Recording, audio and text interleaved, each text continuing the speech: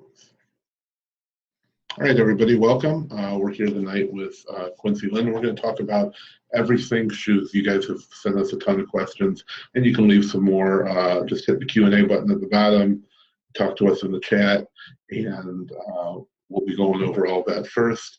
If you don't know Quincy, he runs a list. He sells on Amazon.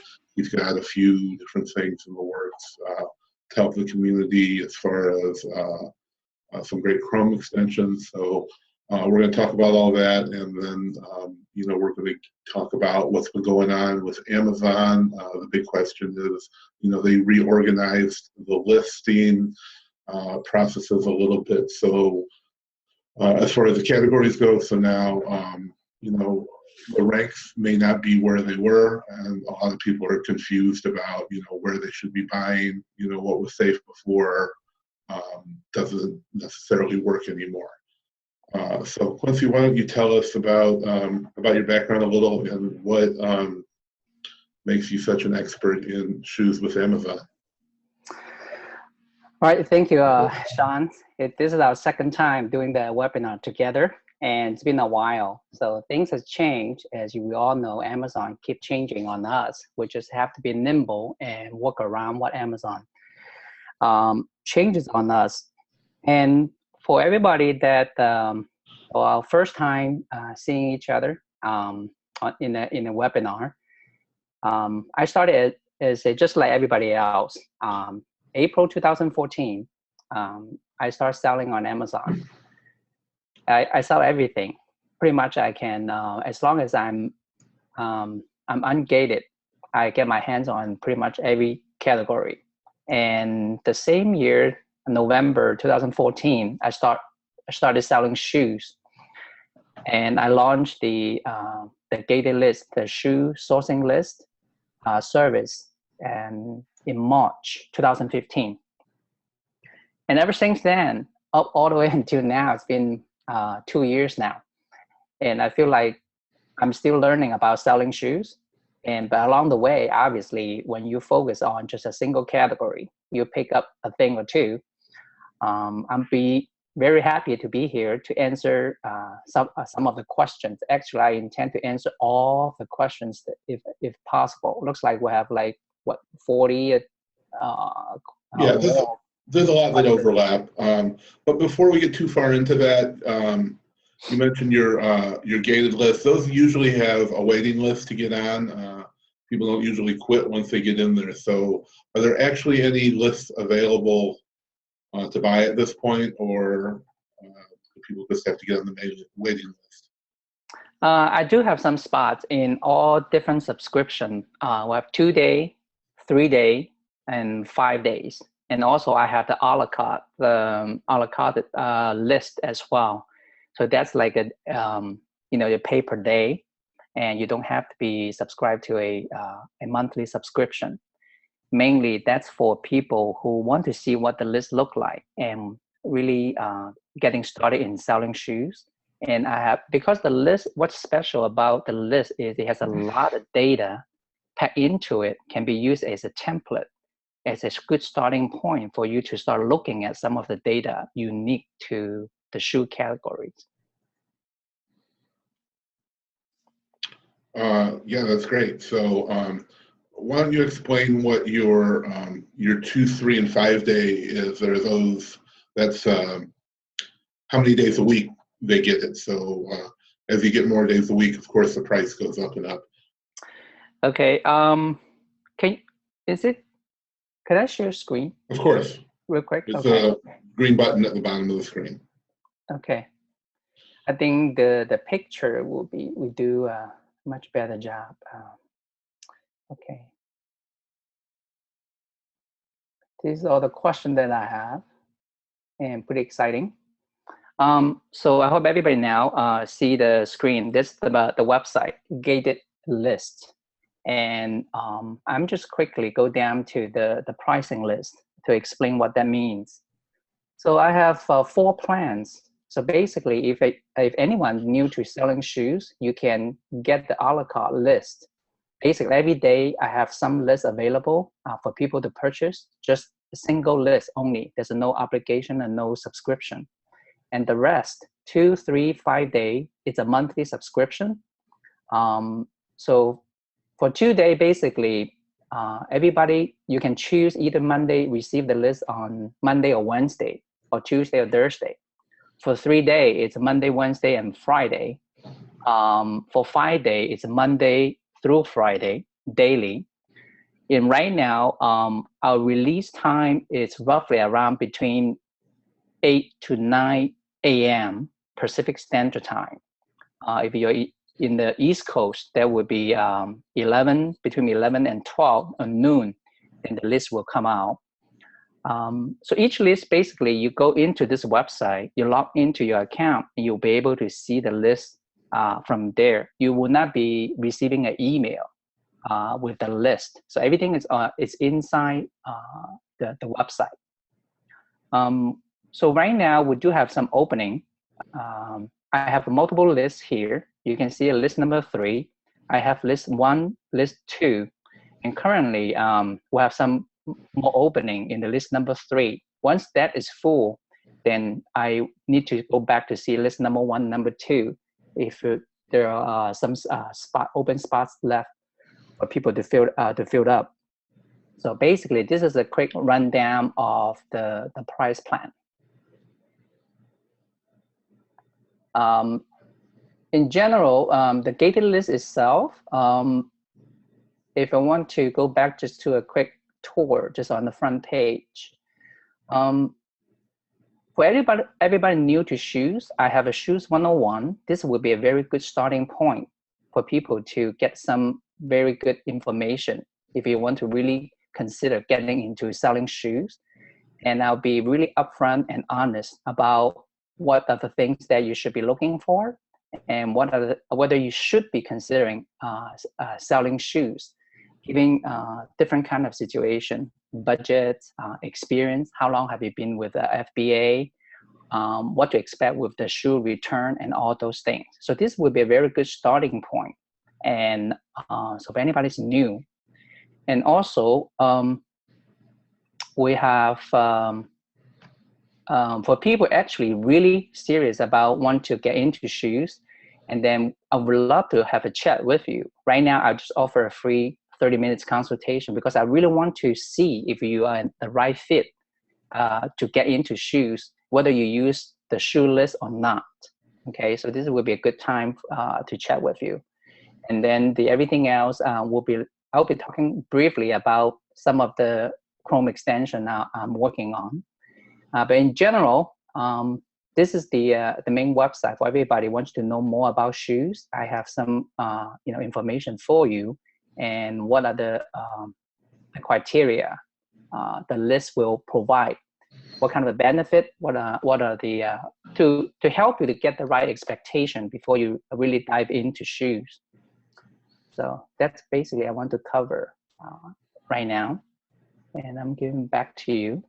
And guys, shoes are not for everybody, obviously. Everybody's business is different, and we're going to go over and cover a lot of your questions. But shoes is not doesn't fit everyone's business because it's a higher cost of entry. You may get better returns. 100% returns are better, but it may take a longer time to sell your shoes. People they're not buying them the second they hit the shelf. They're not, as fast moving as other products. And they cost a lot more. You're paying $50 to $100 or more for one single item, and you may need to buy, to get good coverage, buy 10 or 15 different variations. Some of these shoes have hundreds of variations on a single listing.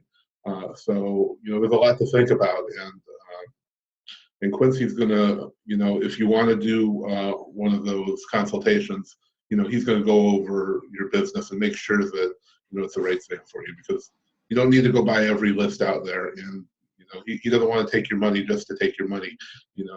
He and I and people like us are trying to help you grow your business. We already have an Amazon business. We can sell stuff. A lot of us are here just to help you sell better. So with that, let's talk about the issues with Amazon. You know exactly how things have changed, and all the ranks that didn't quite work before, you know, are a lot better. And what actually happened? If somebody didn't know, have any knowledge of what was going on, just started selling now, what actually happened, and what do you really need to change as far as your sourcing habit? Right. So it just happened recently. Amazon, usually if we would go to a product page, then everybody will know we scroll down the page and then get to the point that you can see the sales ranking for all the categories, most of the categories.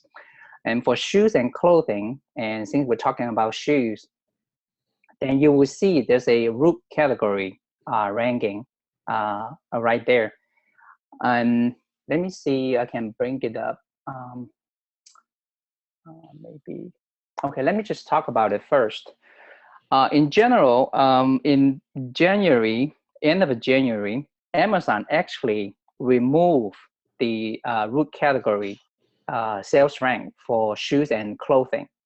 Basically, if you go there, it's no longer there. What remaining is the subcategory ranking.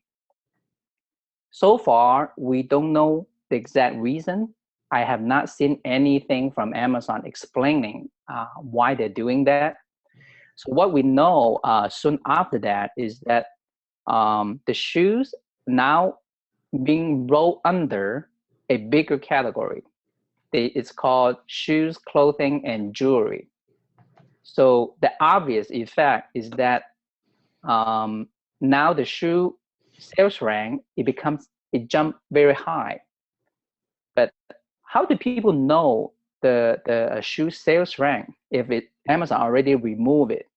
So the funny thing is, on the product page, even though it's not visible to the normal sellers, but if you're using any of the API, any of the sourcing tool to help you to do online sourcing, they have a API access to the Amazon through your account. They will be able to still be able to pull the new root category rank and then display for you. If you really want to see that yourself without using any of the app, actually there's a way to do it. Actually two ways to do it. One is, if you don't mind to take a look at the HTML code behind the product page, then you should be able to see the UPC code, the sales rank, the root category sales rank hiding among all the HTML code.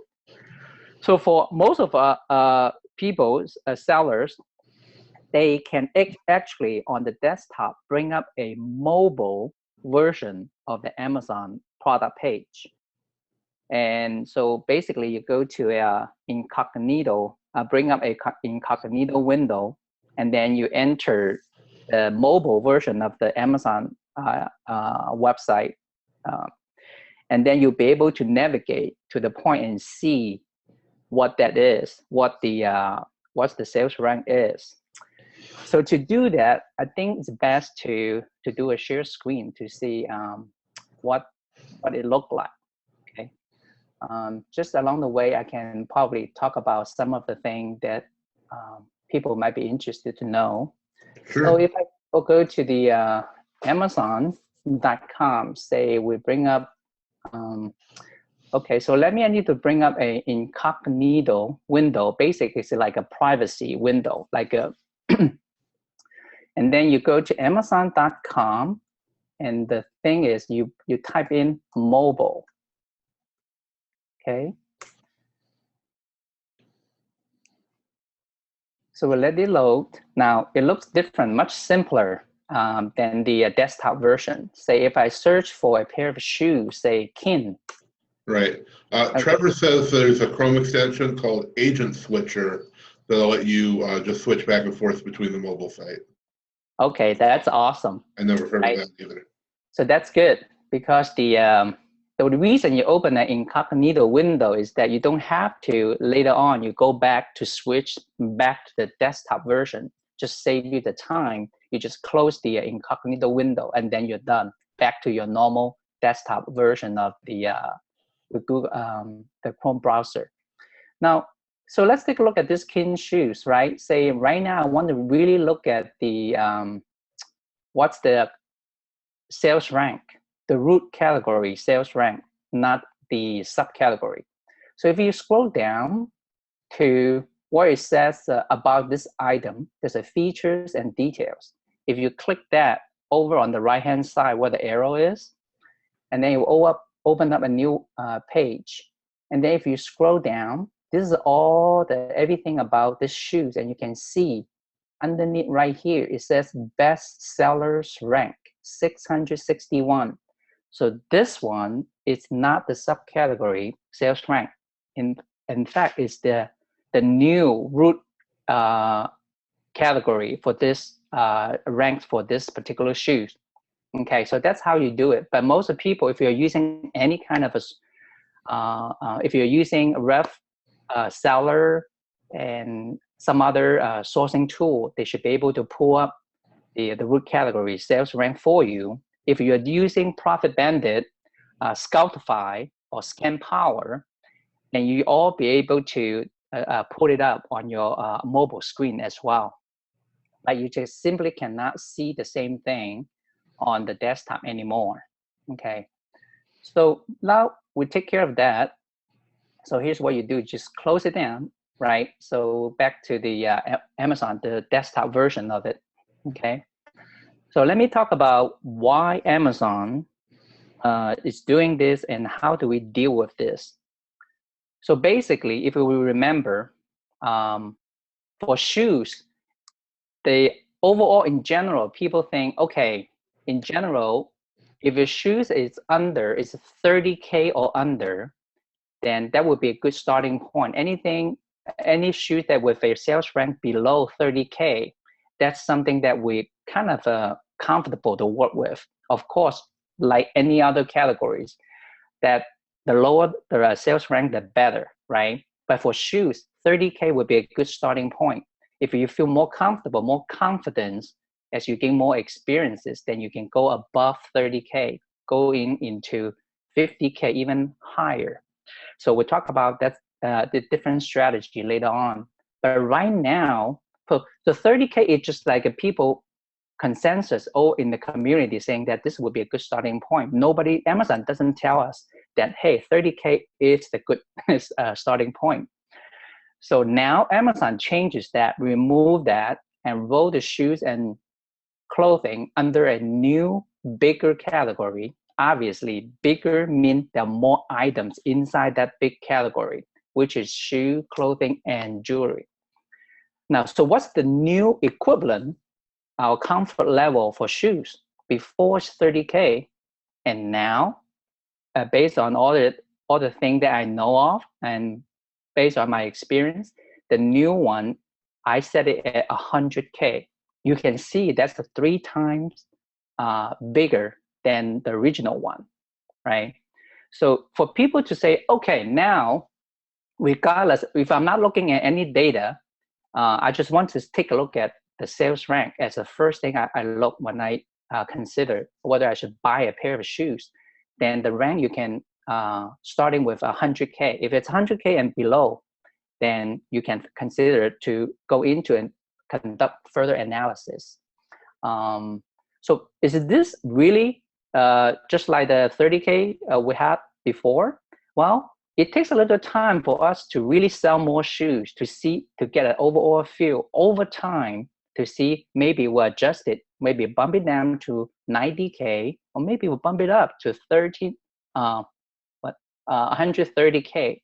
So there would be a fluctuation about it. But as long as you keep under 100K, I think would be a good starting point for everybody. So once we do that, now I'm a big fan of data. As long as I can get my hands on data provided by Amazon, I will try to see if we can utilize it for my analysis in my buying decision, right? So let's utilize what data Amazon already provide for us. In the past, while Amazon display the root category sales rank for us, we don't bother to look at the subcategory rank, right? Because we don't think that's relevant. But now the things has changed. So I think because I kind of study it, right? I think deeper and to see if it really makes sense to look into the subcategory ranking. It turns out that it's not as simple as, okay, I'm going to use it or not use it. It depends on what the type of subcategories rankings are. Then we need to see whether it will make sense for us to reference to it.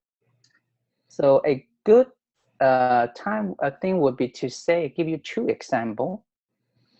Let's go back and bring up the, let's just use this Reebok shoes right here, okay? So let's go up down to the Reebok shoes. Okay, can everybody see the my screen really good? Shawn, are you able to see that good? Yeah, I can see it great. Okay. Okay, let me just, for everybody to see better.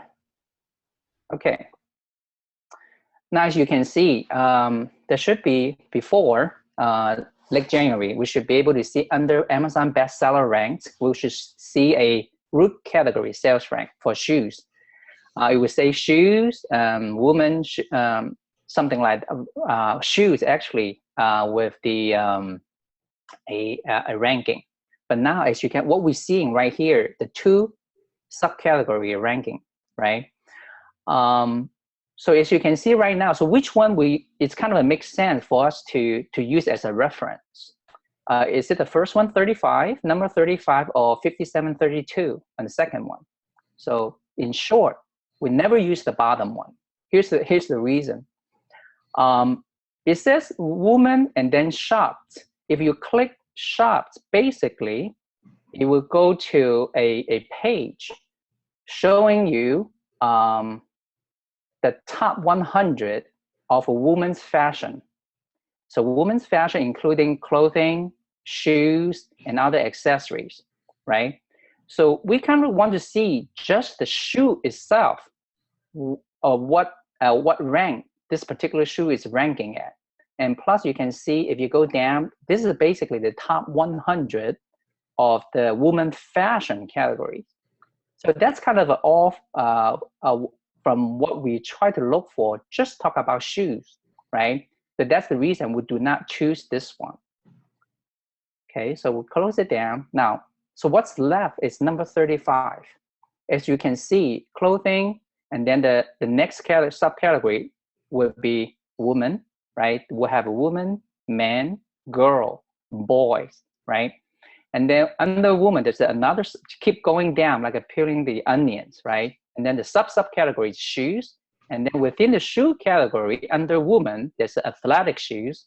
And under athletic shoes, there will be walking, running, jumping, basketball, tennis shoes, right? So if we click on this one, open up a new tab. Let's take a look at what it means. Now, when it comes down to this one, it's also displaying the top 100. You can see, come down here. You can see it will list the top 100 subcategory rank for shoes only, women's shoes only, right? And you can see on the right here. Let me blow it up a little bit. Okay. If you can see, basically it has a breakdown of the how they peeling the onions, right? The biggest, the root category is the clothing, shoes, and jewelry, and then you break it down from there: women's shoes, athletic, and then you have the walking shoes, right? So as you can see, everything is about the walking shoes, and this particular shoes is ranking 35 under walking shoes for women. You say, hey, now we're talking shoes only. So how do we know among walking shoes? Then we need to know how many walking shoes are inside on Amazon right now. Is it like only 100, or it's like 10,000? In order, if we know that, then we can see if it's ranking number 35, then we can say, is it the top 1%, top 0.5%, or whatever. So we need to know that number. So how do we do that? So we need to do a little bit actual work to get a different kind of sales chart in order to see. So I kind of did that for everybody. So I'm going to show you. Let's see. Let's get rid of this thing here. Okay. Quincy, just to quick throw this in there, not that you have to go into detail, but just, is this what you do for every buying decision? Yes. Okay. Okay. It seems take a while, but once you get down to it, it's very quick. Right. To everything in place. Okay. Okay. Where's the? Can I zoom in this thing here? Okay. Let me see. Okay, so I break it down to usually we see at the top percent category rank. Now I'm going into shoe only and the subcategory rank, right? So if we can see under women, right? So under women we have athletic shoes. You can see right here.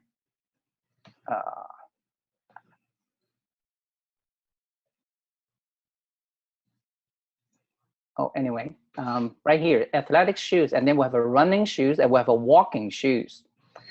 Walking shoe right here is exactly what we're looking at, 132, right? So what's this number, 132? 132 is if the shoes is ranking in the walking subcategory, anything less than 132, that means you are in the top 3%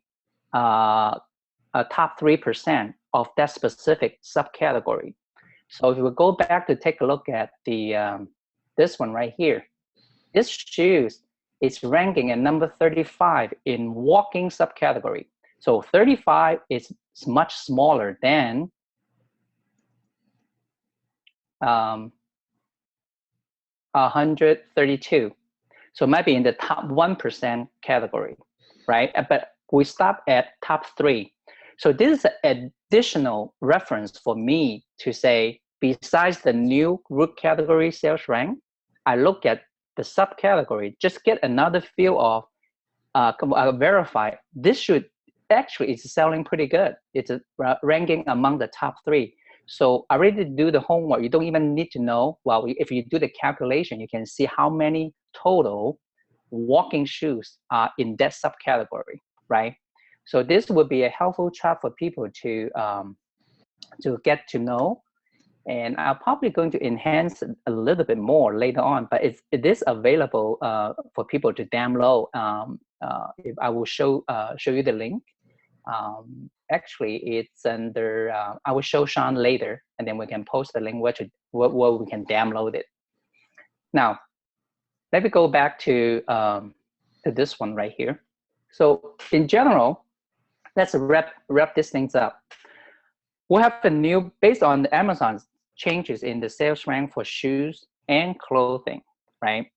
So we don't need to be too worried about it, because first of all, sales rank is only the beginning, as far as I'm concerned, to evaluate a pair of shoes. There's so many other data we need to take into consideration.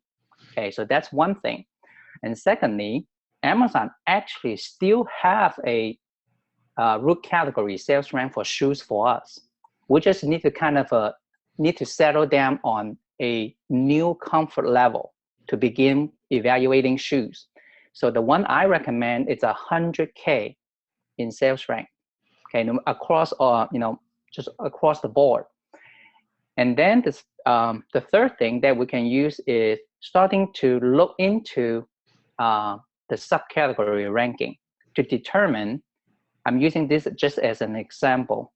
Some of them we cannot use, right? 5732 under the woman fashion, we should not be used for our purpose. But the one on top, we should be able to use it as a reference.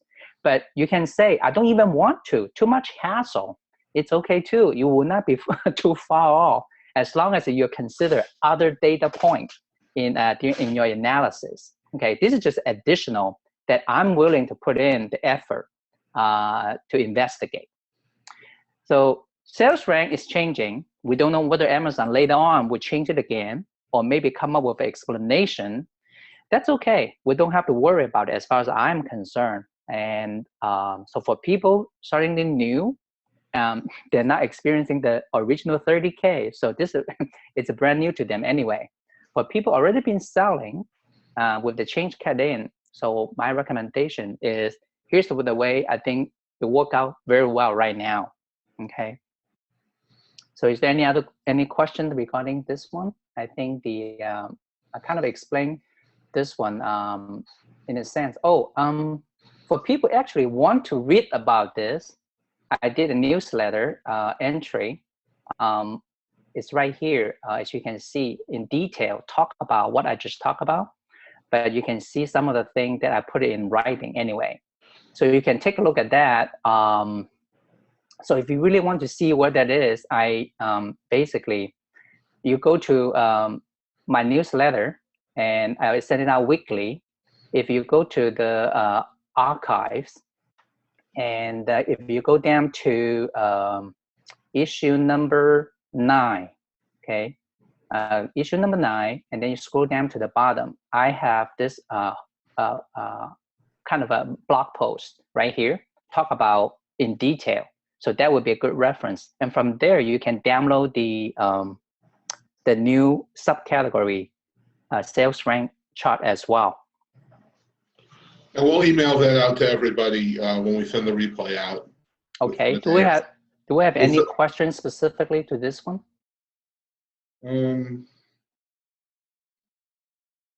Well, how do you factor color variations into the ranking decisions?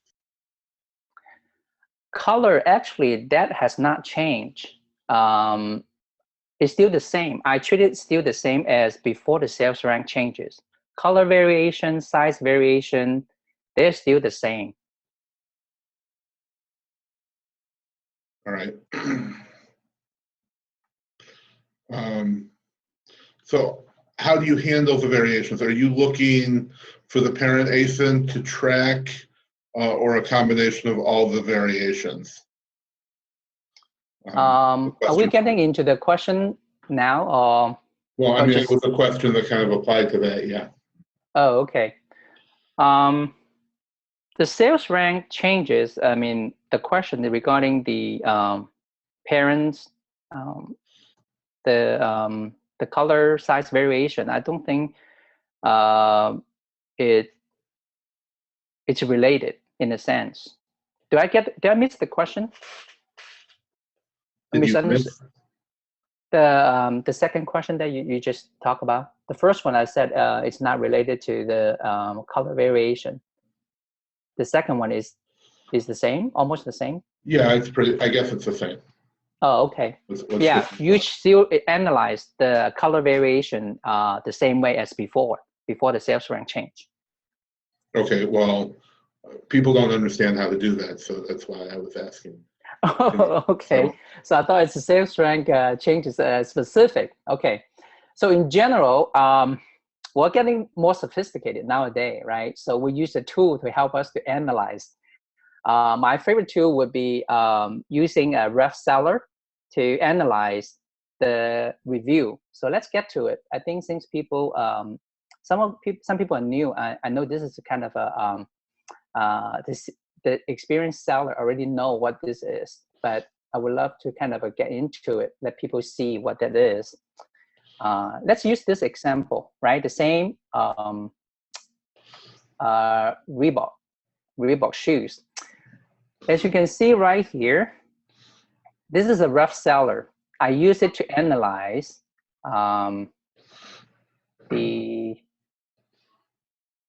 do I need to refresh this thing? So for people who know about shoes, you can see for every product, Amazon give you like, right now, you can see there's customer reviews. So for shoes, every pair of shoes, then customer will, in the review, will show the size and the color the customer bought the shoes, right? So we basically go in and all the different tool goes in and pull that data and put it in the form that let allow us to clearly see what the color variation is. Let me see. I seems to have a problem with the ref seller displaying this thing. Okay, so let me see if I can.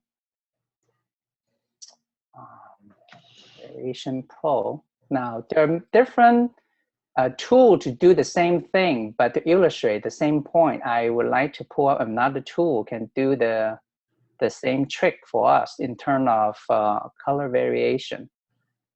Let me see if that will come up shortly. Okay, let's pull one of them here. Okay, all right.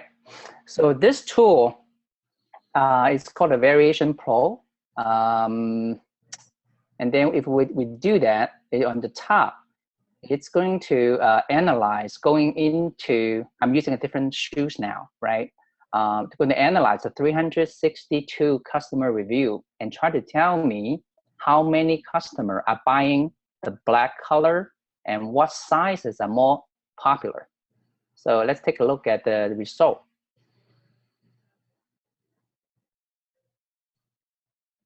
While I'm waiting for it to show up, so talk about the sizes. I saw some people asking about what are the best sizes, right? To me, it's pretty simple. So mainly when we go on to, for men, it's size 9 to 12 for me. I mean, general 9 to 12. For lady, it's 7 to 10. For kids, boys or girl, for kids is if you are a toddler, right? Amazon has a toddler, little kids, big kids. So toddler, it's 7 to 10, size 7 to 10. For little kids, it's 12, 1, 2, 3.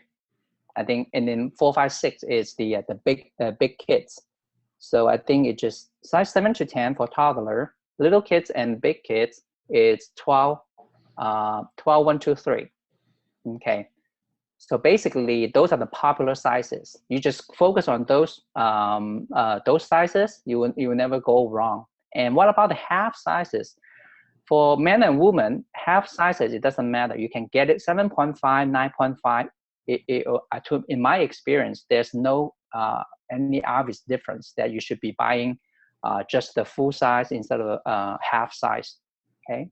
Now, go back to variation, color variation, and size variation.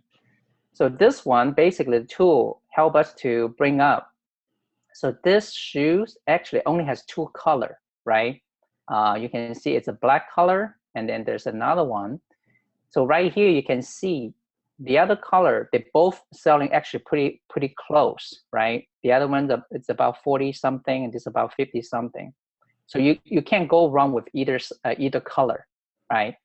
For shoes, the less color variation, the better, of course. So if you only have 2 color variation, that means for consumer, they only have 2 choices, buying this one or the other. If you're looking at a running shoes come with 30 different color variation, then in general, I would say you limit below 10 variation, right? So if you facing buying a Nike is very, very popular. It sells really, really well, and Amazon is not competing with you because Nike won't allow Amazon to sell it. And so what that means is you need to rely on tools like this. So you have 30 variation. How do I know which one to buy if I really want to sell it? Then you need to rely on tools like this to say among the 30, if the top 3 actually basically take up the 80% of the total sales, then you only focus on those 3. As long as you buy one of those top 3, then you have a much better off to get your shoes sold. Okay, so that's in the case even you have shoes with color variation more than 10. So tools like this is a must. But this one actually is only available to people join Andy Slamon's mastermind group in order to get it. I use it because I want to use it as a demonstration. For people, anybody, they can basically go and get the similar to like a ref seller that I was recommending, because actually it's not working very well with my browser for some reason. So this one actually can do more, right? So, and it will give you the same information in a different format, which is very convenient. So you can see, you pick the color, right? If you come up with a black, you choose that, and then you can take a look on the side here. What are the most popular sizes? I mentioned for men is 7 to 9, I mean 9 to 12, right? You can see they pretty much fall into the same thing, as you can see, right? But of course, some like for men, like a 7, size 7, or even 6.5, there's people, men that have a smaller feet, then they want to buy it. But in general, you want to buy the popular one, right? So what about the odd sizes? For example, size 13, 14, 15, even 16. What about those? And people probably do not want to go there. Maybe an opportunity for me. Well, it's true. But when it comes to shoes, you don't want to begin with those odd sizes unless you have quite a bit of a capital and you can wait 6 months before it gets sold. Now, not all size 14 is going to get sold in 6 months. In general, when you begin selling shoes, not necessary. Don't go to the odd sizes yet. So once you become more experienced, and then you can consider doing that. Personally, I just simply don't go there anyway, right? So because there are too many shoes for me to choose to buy in the popular size range, so I don't go there at all, okay? So that's regarding the, for Shawn, the question about color and size variation. Hopefully that answered that question. Yeah, definitely. You want to get into some questions now? Oh yeah, sure. So I do have before the the meet I already have some. Probably now there are more, right? So you collecting some question, I also collecting some. So I put them kind of together. I'm sure there will be some overlapping right here. So I think we have about 37. Do you have more on your sheets, Shawn? I think this is the sheet I copied mine's over. So it should be the same sheets we're looking at, right? Mine has 37, but I mean, you should Okay. be sharing the same with, yeah, you're on the same sheet I gave you. Okay. We do have questions in the webinar as well, so. Okay, so let's get, I appreciate everybody to put in the question ahead of time. And let's answer this question first. So maybe, question right here already cover what people already have in mind right now, right? So save you, from doing that. Okay, so shall we go now? Sure. Yeah. Okay. Actually, how much time do I have? As much as you want. Okay, all right. I know I can talk quite a bit, but okay, let's give it a try. Okay, so before I do that, I would like to offer this solution. In case I didn't finish, or in case people have more questions because of this question, I would like to offer a way after the webinar. People can still submit post-webinar question to me. I'm much more than willing to answer them, right? So, I put up another recording or something, and I can help people with that. So don't worry if you cannot get to answer your question right in the seminar webinar, then I will take care of you afterward. Okay, so let's get to the first one. Is possible private label in this category? Private label shoes, I didn't do, I haven't done it, and there are people doing that. If you look at even domestic, you search for private label shoes, it will pop up.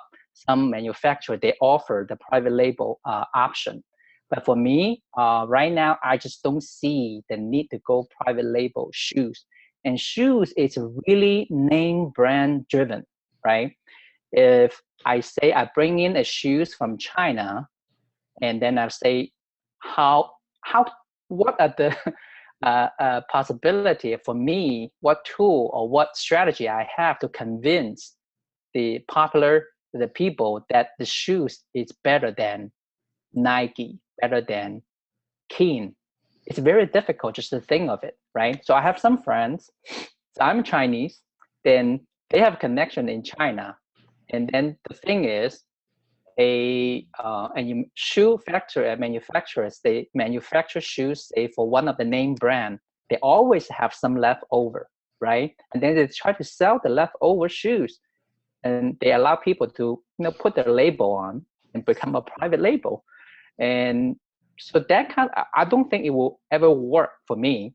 So I would stay away from the private label right now. So it's possible, but I don't do it. I don't recommend you do it at this point if you're just getting started. Even though you're a seasoned seller, there's many other opportunities to do it, then I'm not quite sure whether it's worth your time and effort and money to do that. Okay.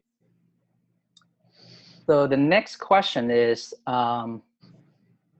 best style to buy. Okay, this is an interesting point. Among all the shoes, like here, I'm the guy wearing my Saucony running shoes. I don't know what Shawn's wearing, what kind of shoes or Valerie's wearing, right? I mean, there's so many different shoes. I mean, what kind of style it's the best to buy? So what I would recommend for anybody, whether you are new or whether you are seasoned, here's the strategy I think work really well. So a majority of them should be athletic shoes, okay? And the rest should be all kinds of shoes. But stay away from the high-end, like $300 or $400 a pair of shoes, okay? Because when you stay with more athletic shoes, it's common sense that you just wear out faster. You just buy another pair. If you're buying dress shoes, I mean, at home, most people have more athletic shoes they buy more frequently, right?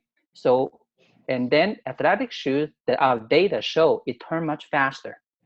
And for example, if I look at now this pair is very good shoe, name brand, love it. I mean, never get down to too low, right? $79.99 considered is pretty good. But it's the dress shoes, name brand, has an excellent feet. But I don't buy too many. I buy one pair of this size, this color, and then I move on to the next one. But when we talk about this kind of shoes, you can buy a little bit more and buy more variety. Nike, Reebok, New Balance, if you can, ASIC, if you can sell them, right? Skechers, athletic shoes, buy more. Say if you have 100 pair, I would say you never go wrong with a 50 pair athletic shoes. And then the other 50 pair, flats, pumps, loafer, trailing shoes, sandal, you can do that, right? So majority should be on athletic shoes. So that's the best style to buy. Buy more athletic shoes, but diversify, still buy some from other shoe type. Now, can you talk about the changes in the shoes and clothing category as far as rank? So I did that. So how does the recent change in BSR affect the buying decision? It's very minimal actually, right? So sales rank is just the beginning. You look at the sales rank and then immediately you look at other data point, which I'm going to talk about. Yeah, different people have a different judgment. I cannot say 100K is like set in stone. It's like everybody go with it. The key thing, if you really want to, you say before it's 30K, right? So right now with the new rank changes, I stay with 30K. That means you'll never go wrong. But the problem is you will missing out on a lot of shoes, right? Because originally in the shoes probably in the 9,000 range, but with the new ranking, it's above 10K. Then you're missing out on those shoes. But you will stay with the very, very low ranking shoes, but selection is less. So sourcing on Amazon, any tips about this approach? And then we talk about Amazon to Amazon flips. I personally like Amazon to Amazon flips. Here's the reason. Now, it's not for everyone because it does have an added layer of risk to it, right? So when you buy Amazon to Amazon flips, what that means is When Amazon, just like another shoe store, a huge shoe store, when it's on sale for whatever reason, it dropped the price and then telling everybody, hey, I only have 3 in stock, right? So we go in and then see, and after analyze other data, we say, hey, this is good. So we buy them in the hope that once we buy them and turn around, send it back into Amazon warehouse, then the price will go up, say, a week or 2 later. The price go up to the original one, right? And then you make a profit. So that's what Amazon to Amazon flip is. Now, the additional layer, what that means is, when you buy a pair of same shoes from, say, Macy's, right? You know Macy's, and then you do a comparison, you know Amazon is selling at a higher price, then you know for sure that you can make a profit. But when you buy at low price on Amazon, from Amazon, you're betting on Amazon at some point will bring the price up, right? So the risk is, what if Amazon all of a sudden have more stock? Then it's delaying in bringing the price up, then you get stuck that way. So that's the additional layer. For me, to compete with Amazon, yes, I mean, Amazon can do whatever they want, like usually, but the good news is it's changing. So the latest example would be the book, right? Usually Amazon never say give up the buy box on books, but they started to do that. For shoes, I cannot say 100% Amazon's really willing to share the buy box with us.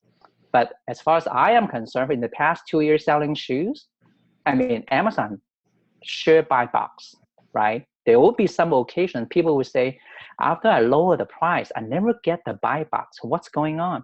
Well, Amazon, you never know what it's doing in the back end, right? It depends on what the shoe is, how hot it is, what's the inventory level Amazon has. It might, tip it to its favor. We don't know, right? But we cannot say what your experience is not real. It is, but in general, Amazon does share buy box. But not everybody, especially at the beginning, you're comfortable with it, especially with shoes. If you do the flips and then the extra layer, the risk does hit you, that means Amazon keep delaying, bring up the price, then you're fun and it's not cheap, right? Average, we say it's about $40 to $50 a pair. So if you have 10 pair, you already have $500 get stuck there, right? So we'll have some strategy how to deal with it, but that's a different question. So do you get a lot of a return because of a sizing? Yes, I got a lot of return. So what's happening? Probably 98.89% return due to the sizing, and everybody kind of a common sense, right? What I do is, if I want to buy a pair of shoes, probably I go to any mountain or one of the local store to try on that specific shoes. I know exactly what size I want, and then I go to Amazon for the pricing, right? But a lot of people, they still buying from directly from Amazon without going to the local store, and Amazon try to give them a guide to help them make the right decision, what size to buy. So that becomes our important thing to look at. So look at this one, right? So you can see there's a fit guide for consumer. So as a seller, we'll use that to our advantage. If we say as expected, if we would click on it, actually it has more data, right? Above and below the variation. So in this case, a lot more people are saying that it's fit as expected, and at least it's a little bit large, right? So everybody's fit's a little bit different. I mean, when they buy it, it's really difficult to say a shoe it will meet everybody's feet. So what happened is the history of how the shoes are made. Every shoe vendor, they have their own mold. And the mold, they're all different. Size 8 from Keen is different than size 8 from Brooks. They're totally different, right? So you have to say, if you buy Keen all along, then if you keep buying from Keen different type of shoes, likely the same size might fit your size. But that's not always true neither, okay? So what we want to do is, when we look at the fit status, as long as I would recommend you go above 70% fit as expected or higher. Now, there's a tricky thing. Sometimes you will say you will see, for example, in this case, I'm making an example, 76%. Sometimes you will see something like 65% fit as expected. Now, there are some people say it's somewhat large or too large. So somewhat large, if you combine fit as expected and somewhat large together, if they combine, it's come up to be 70% or more, I think you can comfortably say, okay, this shoes is good above 70%. So here's the reason behind it. When we buy a pair of shoes, if it's slightly large, what do? Do we immediately return? Not necessarily, depends on what shoes, of course. If it's just a running shoes, it's slightly large. What we can do to accommodate slightly large shoes, we'll wear a thicker socks, or wear 2 pairs of socks, or tighten the shoestring a little bit tighter, and it fit, right? But if a shoe is too small, there's nothing you can do, right? So you just return them. But also for like a lady's dress shoes, I mean, you can't wear a thick wool socks with a pair of dress shoes, right? What you're wearing on your feet, the socks, it's pretty much very thin. So you can't, the size would be more critical, right? But in general, somewhat large, it's okay. Okay, as long as the total combined is 70%, then you'll be good. Okay, so we go along with that one. Next one. So brand new to the FBA, 1 month, and I'm worried I'm missing opportunity. Okay, top brand. My question is the best, easy way to verify which shoe brand restricted to me. Good question. Now, it's 2 parts. First of all, I would not recommend you get into shoes because you're new to FBA for only 1 month. I would recommend you buy in other category just to get the hang of the Amazon platform with the different categories before you get into shoes. So what I would recommend people coming to sell shoes, you have at least 6 months of experience with FBA, okay? Because when you go into shoes, basically I consider like a advanced level because there are more things to consider comparing to other categories.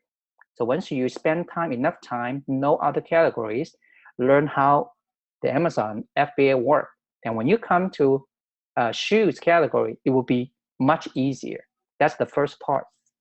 The second one is, you missed the opportunity. You're not missing anyway because you're new to FBA, right? And you haven't started when Amazon implement this restriction. It's more than a month ago anyway.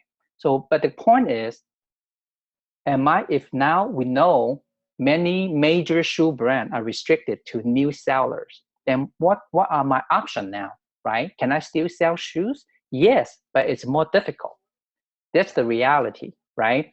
So if people are more buying Nike and Kins, Timberland, Skechers, and if you're restricted, then what's remaining is a very limited brand. In terms of, let's put it this way. There are many shoe brands. The major brand only takes up a small percentage. But the real concern is the smaller, less known brand. They don't carry that many sales. That's the problem, right? You cannot get, even though you have more brand, even though they're not well known, but you still know you can buy and sell. But the problem, you cannot get them at a good discount that would justify you make the purchase and fulfill your profit goal. That's the challenge, right? You can still consider those are less known brand. So it is, but on the flip side of the coin is that this actually can be a very good news for existing seller.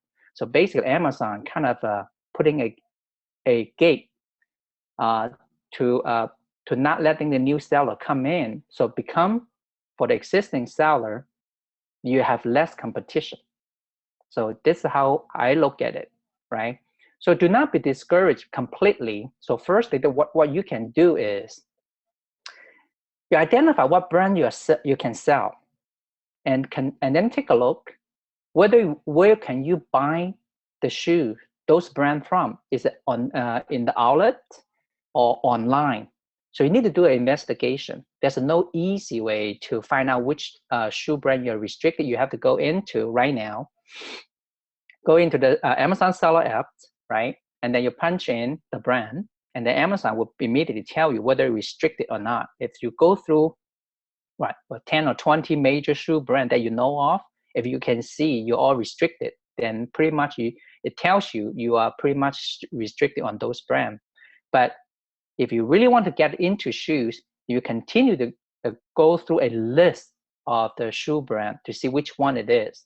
The interesting thing is, don't assume you are restricted on one brand and it's going to be like that forever. So originally, when I first started it, I was restricted for selling New Balance. But once the brand restriction kick in, actually, I got ungated. I'm open to sell New Balance. So I don't know what happened. And Amazon never sent anything, email or notice to me. So be on the lookout. You kind of be on alert to see. Sometimes you're checking the different brand from time to time, right? You may never know what Amazon will do next, but that's the reality so far. Okay. I think the biggest question is the new sales rank, and okay, we'll talk about that. What would you advise to a new shoe seller? Where to start and how much it's good amount to invest to get started? I am on a limited budget. Yes, this is a very common question. I get this a lot. There's so much to talk about, but I want to quickly point it out. If you're a new shoe seller, first of all, you likely will be restricted on many major shoe brands. Okay, so that's the first roadblock for you. And then if you're on a limited budget, so when we say limited budget, okay, let's say what is not so unlimited budget. Okay, let's put it this way. $1,000 a month, actually, I consider a limited budget, right? So I usually right now I do $20K a month buying the shoe, the level I'm doing right now. So $1,000 budget actually for shoes, just do the quick calculation. Average $40 buy cost per pair. So with $1,000, you can only have 25 pairs, right? So is it? Yes, $1,000 budget. So you don't have too many pairs to begin with. Even though you reinvest every month, right, all the profit and capital reinvested, you can get started it once you on the less known shoe brand. You can get started anyway. It's still doable, but you should expect much slower profit to come in. Okay. So how much do you recommend that somebody has in shoes to have a reasonable investment then? Okay, if you are new, actually, I would not, I don't have a budget for you. So basically here's what will work really, really good. You come talk to me personally to explain your experience and your budget and why you want to go into shoes. And then I will kind of recommend whether you should give it a try. And are you willing to do RA, going for the less known brand? Are you aware of all the roadblocks that you are facing as a new shoe seller? If at that point that I'm not discouraging to you, okay, then I would say, okay, how much realistically you have planned for just shoes only, and then I can work with you. Depends on your comfort level. Say, for example, somebody come up to me to say, I have $1,000. I plan to, for the next 6 months, I spend $1,000 on shoes only. Okay, and then I plan to reinvest every profit into it. And then I would say, yeah, $1,000. So we can do something, right? So I just explain, you can buy 25 pair of shoes, you send it in, okay, and then you wait for it to sell, and it comes in because at the same time you're buying another 25 next month, right? So the profit sales come in will be very slow. So by the end of 6 months, you will not have too much profit. We're talking about you will never get to the point you have $1,000 profit by the end of 6 months if you have $1,000 monthly budget. Okay, so the biggest thing surprise to people that I have a chance to talk with is tend to their expectation for the gross profit is too high. So simply, I would say cut it in 50%. That will be more realistic. For example, when we say gross profit, that means it's not net profit, right? So gross profit only say when you have a sale, say you have $5,000 sales from shoes, then subtract your capital and subtract all the Amazon fees, and what's the remaining, and the tax, right? And then the remaining is your gross profit. So if you have, I can make a scenario. What happened is that I want people to get a good sense of how much gross profit you can get with what budget. So let's say you have $1,000 monthly budget, okay? So the first month you buy 25 pair because $40 a pair, right? Actually, say you're going to sell, let's say, 1 pair a day. Let's see, is it possible? It's impossible. Say you already have 200 pairs in stock, and then you just invest another $1,000 into it, right? So in our experience, if you're doing OA, that means you're buying shoes online only, you need about 200 pairs in inventory at all time to generate about 1 to 2 pair of sale a day. So if that's the case, let's say 2 pairs a day, right? So a month, 30 days, that would be 60 pairs. And 60 pair, how much it costs to buy 60 pair? If it's a $40, that's $2,400 by cost. And if your ROI say it's 50%, that means it's a $1,200 gross profit, and that profit at that point. And then when you're factoring in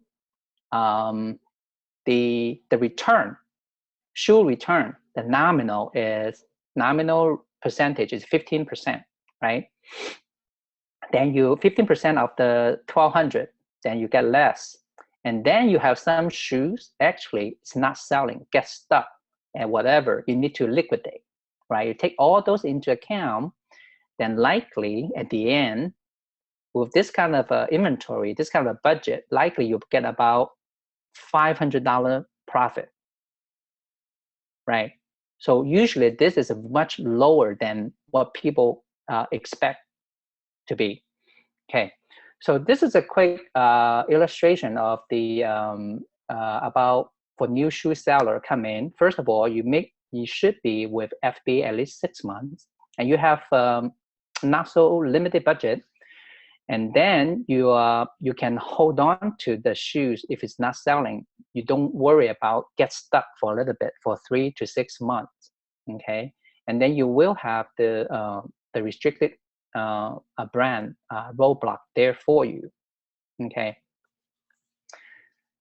And with a recent category change, what's the efficient process of evaluating shoes and clothing? So let's talk about shoes only. So that's category changes referring to sales rank. So we talked about that already. Sales rank does not play a significant role in ultimately determine whether you should buy the shoes or not. It relies on other data. So you treat it now, you know it's 100K and below, you can start considering it, right? So that pretty much take care of it. So I use Ref ROI and how many for OA sourcing. Any similar tools that work on my phone for RA? Does Ref ROI work on the phone? I don't know about that one. It's a desktop Chrome extension from Chris Grant, and then how many is from Mark. So these two, I know how many has a mobile app that can take care of it, show you the stock level of each seller. Any similar tool that work on my phone for RA? So RA, you have the major 4, right? Amazon's free seller app, Scan Power, Scan app, inventory lab Scoutify, and seller engines profit bandit. These are the major four. There are some unusual one, right? But those are the four. Then how many, if you want to know the start level, I think how many get work with scan power to make it a little bit easier to display the start level of each seller. Basically, as long as you can grab the ASIN from the shoes, then you'll be able to display the start level for each seller. Ref ROI is a tool for anybody that don't know. Ref ROI basically it show you what would be the cashback discount gift card percentage would be. I think it's very handy. Every time I use it, it's a quick way to find out to lower your buy cost. You add on the cashback or gift card. Okay, so those two. So that's my take on that. There are a lot of return in shoe category. Yes, 15% minimum. I actually last year I had 21%. Oh, for everybody curious, why so high? Yeah, because the thing is, I have more non-athletic shoes. That's the main reason why it's higher. If this year I'm going to buy more athletic shoes, I'm going to drive it down.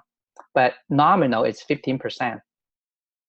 What size are the most popular men and women? I talk about it. Men is 9 to 12, including half size. Woman is 7 to 10, including half size. Is it a good idea to buy direct from the company and have them deliver to your Amazon FBA account? Is it a private label? You can have the company directly send to FBA account.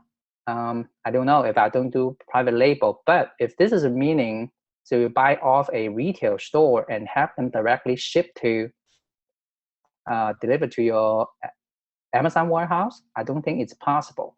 It's not possible to do that unless I misunderstood this question. What do you do with the things that you're not selling? How long will you keep the shoes in your inventory? Do you buy shoes that are in style right now and stick with the general shoes? I don't spend time to track what's trendy. Like some people can do that, but I just don't have the time to track whether it's trendy or not. I just tend to buy general shoes that Amazon tells me is selling well with a good review and the price trend's relatively stable. That's my approach. But how long should I keep the shoes when they are not selling? Now, it's true for every seller. There will be some shoes will not sell. It's just no matter what you do, right? Okay, I do have one. I still have one. So what do you do with those shoes? So after you give your best educated analysis and buy the shoes and they're not selling, well, it's part of the business except as a fact. So here's a couple ways that you can deal with that I have been using and it's quite effective. So now every shoe, everybody know there's a long-term storage fee twice a year. So we just had one, February 15, is that right? February 15 and August 15. Every 6 months they do that. So I usually I make sure every 6 months I clean up my inventory, right? Will not have any inventory last longer than 6 months for shoes. So keep that in mind, then when there's a shoes that's not selling close to 6 months, or you want your capital to come back to you, here's what you do. First of all, in my case, I will first try to multi-channel to eBay, right? I just drop the price, say I cut it in half, my selling price, and then I using a tool like Joe Lister, like a multi-channel tool to sell on eBay. If I can do that, that's great. Recently, I have a case that I got restricted on the brand Tiva, right? So what do I do with the inventory, right? So I just reach out to people to say, hey, anybody, you're still selling Tiva? Would you like to take my inventory? I basically cut the buy cost 50%. Then gladly, I'm grateful for the community. Some people willing to take it. Then I just create a removal order and send all the Tiva shoes to them, and they can profit from it. So that's one case. The other one is if you're not selling on eBay, well, you can use selling on eBay using a multi-channel tool, or you create a removal order, let it come back to you, and from your garage, you sell on eBay, right? You just fulfilled it yourself. Another possibility is if you are using any kind of a prep service, say I'm using a Prime Zero Prep, a PZP in New Hampshire. Brandon's a great guy. He offered a service to do an eBay fulfillment for me, right? So I used to get restricted selling on New Balance, right? So I have to, or some of the Mizuno brand. Now, if you know, I think still the case, you're not restricted on all models within that brand, only some model, right? For the model that I became restricted, what do I do with them? I remove them from Amazon, and then I keep at my prep center, and I sell on eBay. So basically, when the eBay order comes in, I just send the order and the shipping label to my prep center. They do an eBay fulfillment for me, so the shoe doesn't come back to me, right? So if that's not working out for you, now here's what to do. There are multiple liquidation service. There are 3 I can name. One is from a Forest. He runs a work together with Auction Nation. Basically, you just liquidate, put it on auction, and sell off. That's one way. The other way is from Dave Matthew. They have the AMZ.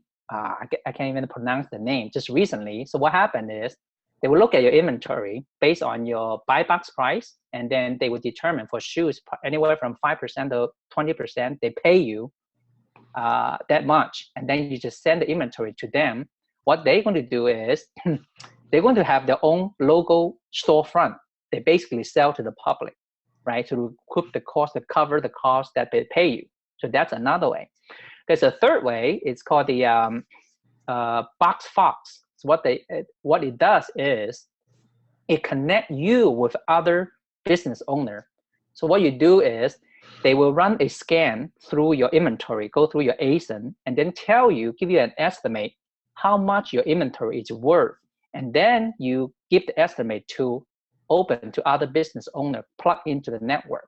And some of them say, oh, okay, I like it. I want to buy it. So what happened is that they want to pay you the shipping cost to ship the item to them. It's a business-to-business case. I never used it, but people are using it. Seems like pretty happy with it.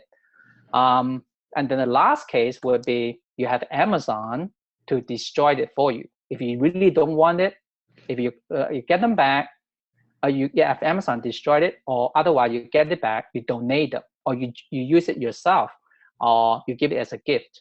So I just mentioned a lot of different ways to handle the inventory that's not moving. You just settle down on one specific one that suit your needs.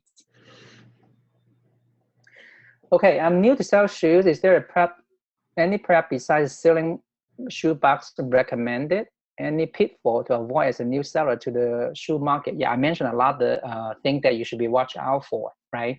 Besides prepping, selling the shoe boxes, there are many other things that you should consider. I saw shoes mainly from retail store and have never really touched the clearance section because the lid it's always it's gone. I feel like I leave the money on the table. Should I buy them and then poly bag them and return, or put them? Okay. Are they still considered new at that point? Would love to hear some advice of this. Okay. If say you are not new, obviously probably you're new to shoes, right? If you buy, I always avoid the shoes. The shoe box is not without the lid. Okay, I would suggest you stay away from it. Now, what happened is that if you go to Nike outlet, so there's a Nike outlet, there's a Nike clearance, right? On the clearance store, all the shoes, the shoe box that were without lid, I got cut off already. So I never buy the shoes from the clearance, Nike clearance. And I always buy it from the outlet because outlet can have the lid on, right? So technically, yes, you can poly bag the shoes and sell them or put it in a plain brown boxes. But personally, with the shoes, the Nike shoes, I think people love the yellow shoe boxes. If you come, a shoe in the Nike running shoes come in a poly bag on a different, other than plain brown boxes. The general feeling in the community is that it's not a very good idea. Okay, so unless you have no way to buy any other shoes, then I would not recommend you to take on any shoes from any clearance center without a lid, right? There are some occasions, there are one, I think is it David? He's able to find a connection to actually have somebody manufacture just that Nike orange shoe box lid to do that. But that's really, out of my my touch there. So if that's the case, don't worry. There's still plenty of other shoes for you to source from. Don't feel bad, but you all have to leave some money on the table, right? You don't want to take the risk, because shoes, you don't want to say, this might be inauthentic, or there's a risk there. So don't go there, okay? Okay. So how do you research to see if the shoes will be sell? Also, my private label shoes like a Crocs. Do I research Crocs and find comparison price point? Lastly, what's the best way to launch a new shoes brand like Crocs to Amazon? Okay, so people are talking about the private label. Obviously there's a Crocs-like brand out there, similar, right? But it's not really a Crocs. To me, I don't do private label. I think it's very challenging to push out a brand, because you build a brand on your shoes. I don't have experience for it, and I see a really uphill challenge there, so I just stay away from it. So I cannot give you any advice on that. So the advice would be not go the private label route, because when you go private label, just like any other private label, right? My feel is, given your experience, given your budget, is private label the best way, the first thing that you want to do? I don't think that's the first thing to do. I believe in a very fundamental, step-by-step from the beginning, RA, OA, wholesale, and private label, because in the process, you are bringing in the money first, and then you learn the system. You can always have a chance to do a private label later, right? If a private label is that good, it's going to last for a while. It's not going to be everybody say, oh, let's do a private label, then you do it. Is it? No, you have to really think about what really happened, right? Take it slow. You can still do it later, but it's more practical without too much risk, okay? No ref ROI. I think this is referring to the other question above. So we'll talk about ref ROI. How to scan shoes, research, overcome brand restriction. Okay, there's some good points here. How to scan shoes. Well, I guess that's not basically holding up the barcode and scan. Everybody know how to scan that, right? I think maybe it means how to determine, we scan the shoes and determine whether it's a good buy, right? Doing the research. Now, doing research, there are two different ways.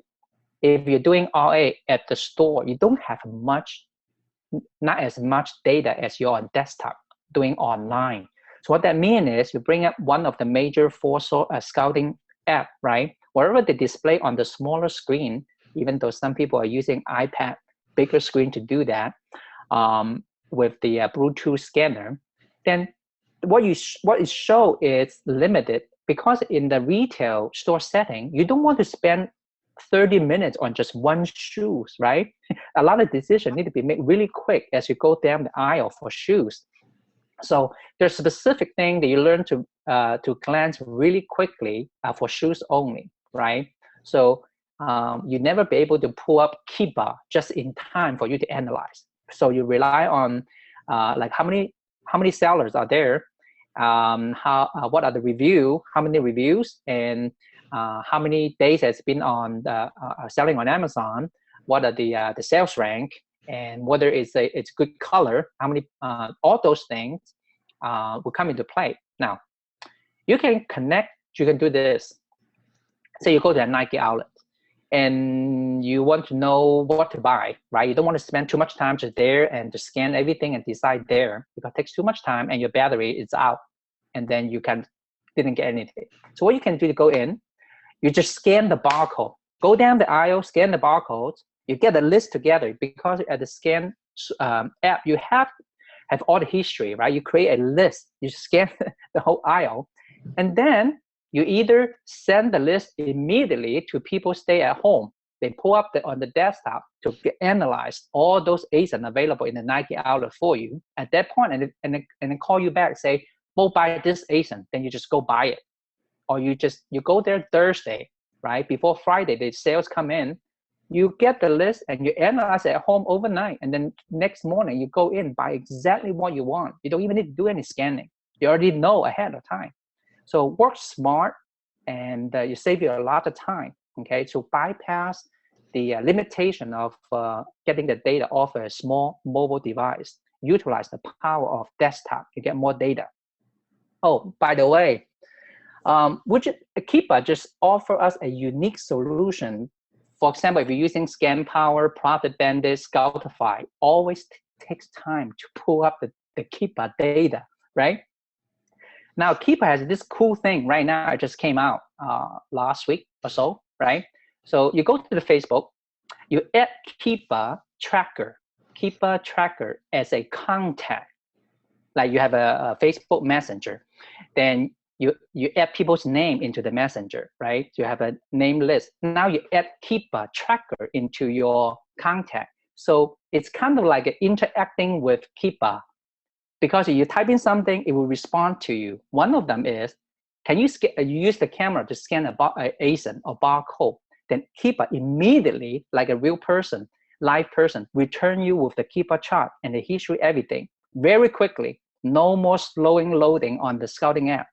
And then you can do a lot of other things that you can do on desktop Keepa. So this go back and get connected with a Keepa tracker, okay? So that would be a new tool for people doing RA, want to see the Keepa data, because it is an important piece of data, but you can see it quickly, okay? Now, do you have a list with unrestricted shoes? I tried, to be honest, I really want to help people that they are new to selling shoes. The problem is, actually everybody has a different restricted list. So I tried that, I do a survey, but the result comes back, everybody is different, right? Even for people who are experienced in selling shoes, they're not restricted on many brands. Still, each person has a different kind of restriction on some brands. So yeah, sorry, I don't have a list like that. I wish I can.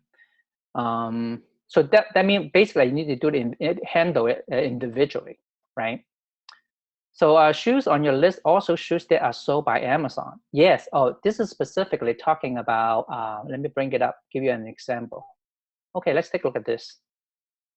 This is a PDF version of my list. I think it's pretty new. Yeah. Okay, let me bring it up. As you can see right here, right? You can look at the Keepa chart. You can see the orange color. That means Amazon is a seller. So I would say 50% of the shoes on the list, you can see Amazon as a seller. Either Amazon was a seller, now it's out of stock, or Amazon has been selling at the moment, right? So since I'm competing with Amazon, so if you don't mind, then you can use the list. To be honest, at least 50% are competing with Amazon, okay? So we can come back here, take a look at it later, but let me go to the question. Okay, tool, Chrome extension, apps, resources, etc. used to define and manage shoes. I have a bunch of tools. I'm a geek. All the tools, and I go try and buy, and like some of you, right? So because of time, it becomes very important to us as you sell more. You want to be more efficient. So anytime tool comes out to save me time, then I will try it, right?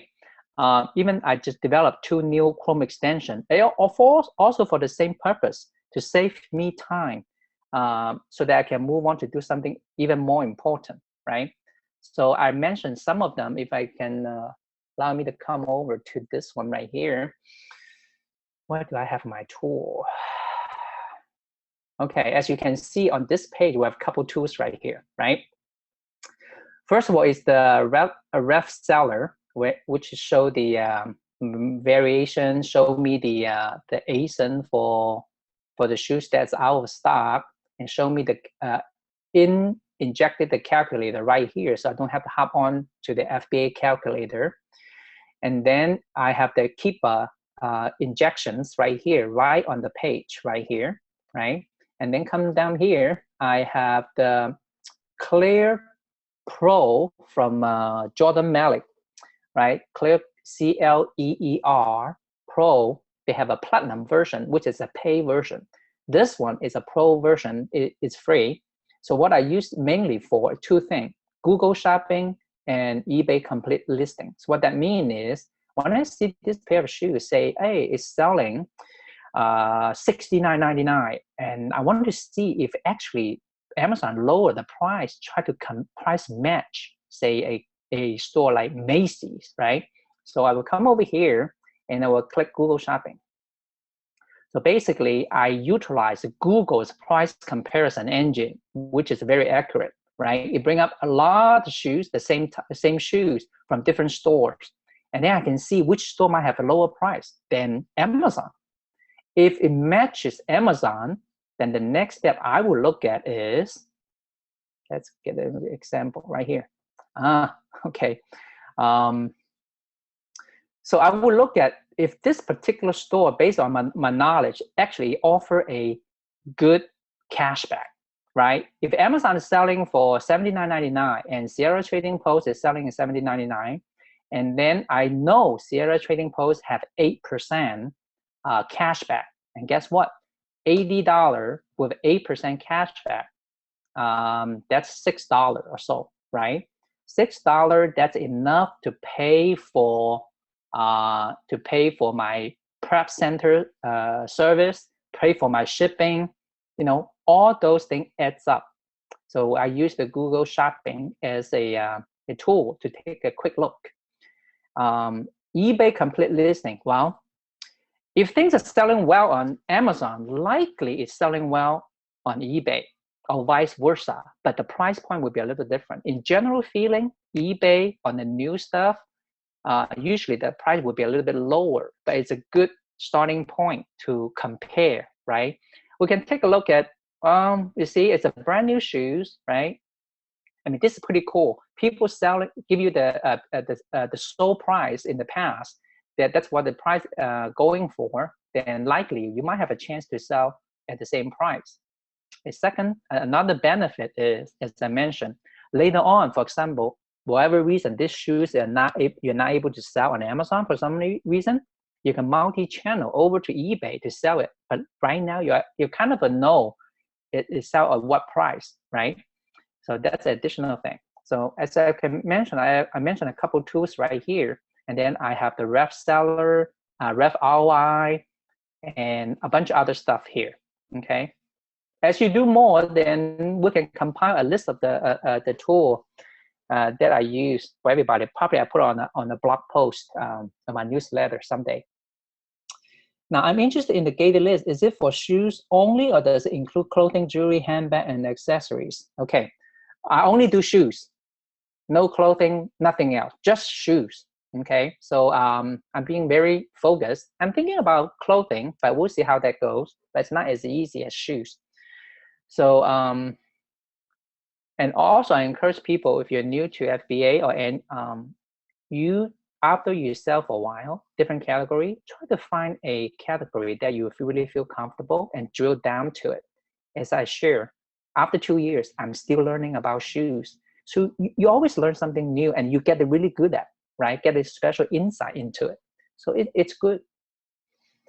So how do I know whether a shoe variation is a good seller, size and color? Well, it's a popular size. If it's a color, then the tool tells you it's popular. Basically, you go for it. But in general, say for example, one day, Amazon's not allowing us to pull the API data for whatever reason. So all the tool out there will not be able to analyze the review for you, for example. Then the color in general, for dress shoes, right? You tend to go for the basic earth tone color, black, brown, tan, those colors, right? For dress shoes, they tend to have less color variation anyway. For any kind of a flashy color in the dress shoes category, now usually those they don't sell well. Let me give you an example. So let's say, oh, this is something yet to come. Okay, let's take a look at this one. Just look at the shoe image, right? I show right here, basically, they're pretty much none of them are flashy color. So what I will be looking for, the first glance, I automatically will be looking at the black one, black and white, black and white. Those always sells better than any other color, right? This one's a little bit, it's a brown. If it's a brown, it's okay, but it's a crocodile, that's a different story. It's a different texture. So you need to start paying attention to the color for what brand and what type of shoes. Then over time, you develop a sense of, by just glance or the image, you can kind of tell whether a shoe, the color, what kind of popularity it has, okay? So that's just one example. So you go with the solid color, tend to be, in general, it sells well. Now, how long does it plan to, how can I tell if a current rank is simply due to the recent sales and the real average sales rank is not much higher? Well, so this is cool. A current rank, yes. So don't rely too much on current sales rank. For example, if whenever you see a keeper, let me see if I can have an example here. This one is a good pair of shoes, so you don't see that. Okay, let's take a look at this one. Okay, I don't have it with me. As you can see right here, you can see the trend, it's up and down, but actually it's I can say relatively flat, right, most of the time. But if you sometimes see a pair of shoes and then keep going downhill like a stairwell, keep going down, down, down, down, down. At the point you're looking at it, it's way below, very good cost, right? Now you need to be careful. It is low cost, but it has, because it's low cost, more people are buying it, that drive the sales rank to go down, right? So that means people are only comfortable at a certain price point, which is very low. Otherwise, they would not pay for it. So if you come in to buy these shoes from Macy's, for example, and expect it to go back up, no, you will be disappointed, right? So sales rank sometimes is low, but it doesn't necessarily mean the shoes will be able to sell at the high price that you want it. You have to study it, okay? So how should I plan for my inventory sitting in the warehouse prior to, how long should I plan on? Okay, well, you try to get it sell as soon as possible. So how long, that's your comfort level. If you have enough money to sit around to wait for it to get sold, then your timeline will be quite different. For me, for example, I need my money back within 3 months. So I need to go aggressive in terms of the pricing. Now, a lot of people right now out there, so it's important to know the whole thing, right?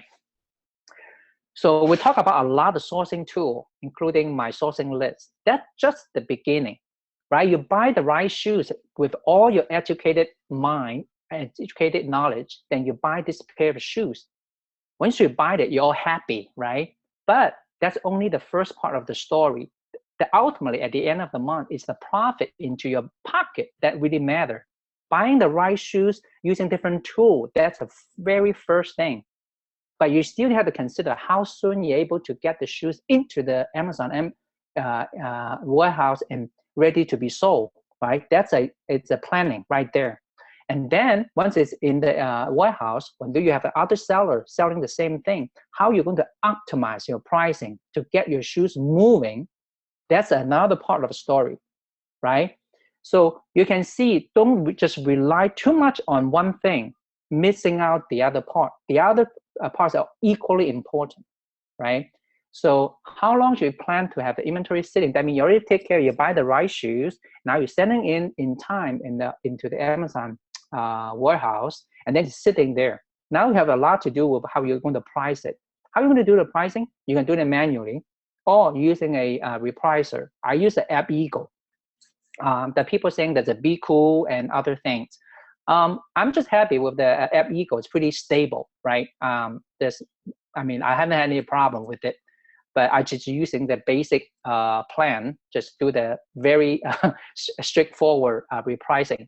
So I always kind of try to match Amazon's price, anybody's buy box price. If I really want to move a little bit faster, and keep in mind, don't buy too many shoes quantity.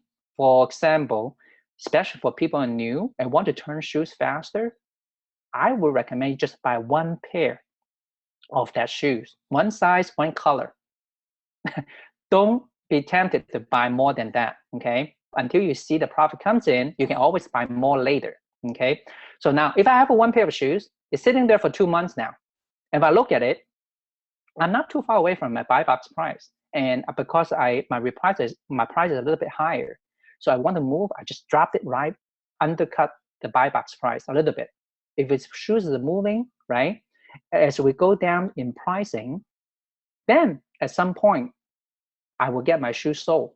And whatever that level is, usually you can anticipate when you buy the shoes at 75%, say ROI, then in your mind, be conservative, say it will drop 25% when the shoe actually gets sold, right? So that means you drop to 50% ROI when your shoes are sold. Of course, if you have a Nike, then it's a different story. It can sell much faster. But selling Nike has its own challenges as well. Okay. How should I plan on inventory? So how do you account for customer return in your business model? Now you must understand it's a part of the game. You will have a return. So I talked about it already. Now returns can be tricky. There's something everybody should know with shoes. Okay. I would recommend people to do that. Now, when people return shoes, right, they were given the option to say, is there anything else that you want to tell us about when Amazon asks them, right? You can give you the standard drop-down menu to select what are the reasons for you to return the shoes. Sometimes people, they don't really care. They just click any of them. Some of them say return, it's not as expected. But what do you mean by not as expected? It's very vague, right? But there's an option box for people to type in the extra comments for the return of the shoes. And that comment is not readily visible to us as a seller. Now, when you see a return in your return report, here's what I recommend you do. You open a ticket to Amazon or call Amazon support and then tell them, did the customer actually leave any additional comment for this return besides the standard one? Sometimes people will say, man, I think this shoe is fake because it doesn't fit really well, because I've been buying these shoes for in the past 5 years. It should fit this size. I know it should fit. Maybe this time doesn't fit. Maybe the shoe has some problem. Now, when Amazon's robot comes along and say capture fake, and then it will be alarmed, right? But if you know ahead of time, be proactive, do that. So you can go take a look at your report. If it says not as expected, which is really vague, you just aggregate those ASIN, return ID, and then you go in there, Amazon, and then tell them, give you the reason, if there is any, for all those return ID, return item. So you get a good sense of what really happened. Is anything that you should be aware of in case a inauthenticity claim hit you, then you're more prepared, right? So I was hit by suspension for 45 days during last Q4. That really sucks. And I learned quite a bit about suspension. And so this is a good thing that I went through. So I recommend you, either you yourself do it periodically or you have a VA to do that for you, right? So just for the protection of your account because you're selling shoes. Now, how do you account for, okay, what's the cost of a pair of shoes to sit on Amazon warehouse 6 months before selling? How do you account for those storage fee in your projected cost calculation? Okay, so when shoes are not moving, the money gets stuck, right? And then you pay monthly storage fee. And then if you really not moving it, then you will collect your long-term storage fee. And on top of that, there's another huge fee happen because starting this year, October, November, and December, Amazon will basically charge you for storage fee 3 times as the normal one. Okay, so this is the latest one. I think last year is November and December only, but this year including October. So that means they want you product out of the warehouse as soon as possible. Now, I mean, for shoes, how do you plan for moving the shoes out? That means you sell your shoes before 1 month's up. How do you do that? Then you need to really have some planning to do, right? Some people don't sell as many shoes during Q4 just because that has something to do with it, right? So I don't typically do projected cost calculation that way. All I need to do is just make sure I'm able to sell the shoe within a couple months now. I used to let it stay until 6 months, but I kind of move away from doing that because I want my capital to get reinvested faster, right? So if you buy it, right now it's March 13. So it's almost a month. We have 5 more months to go before August 15. So you have 5 months to plan out. So for you to plan accordingly, so you make sure your shoes are sold within 3 months or 4 months, okay? Well, in general, don't wait until 6 months. So how do you pick the correct size to sell? Well, we'll talk about it. Competing with Amazon, is it worth it? I think it's worth it, but depends on how comfortable you are. You don't have to. I have only 2 keywords generating sales. How can I scale them up? I don't look at keywords. I don't look at them, right? I don't create new listing for shoes. I don't go by shoes without any review. And I just totally skip bypassing all those. I don't go for I just go for the popular, mainstream, right? This is a very broad question. What makes a good shoe buy? Well, the ultimate goal you buy a shoes is to make profit. If you're able to buy shoes and sell at a price that meet your profit criteria, then that's a good shoe buy, right? It's a general answer to a broad question.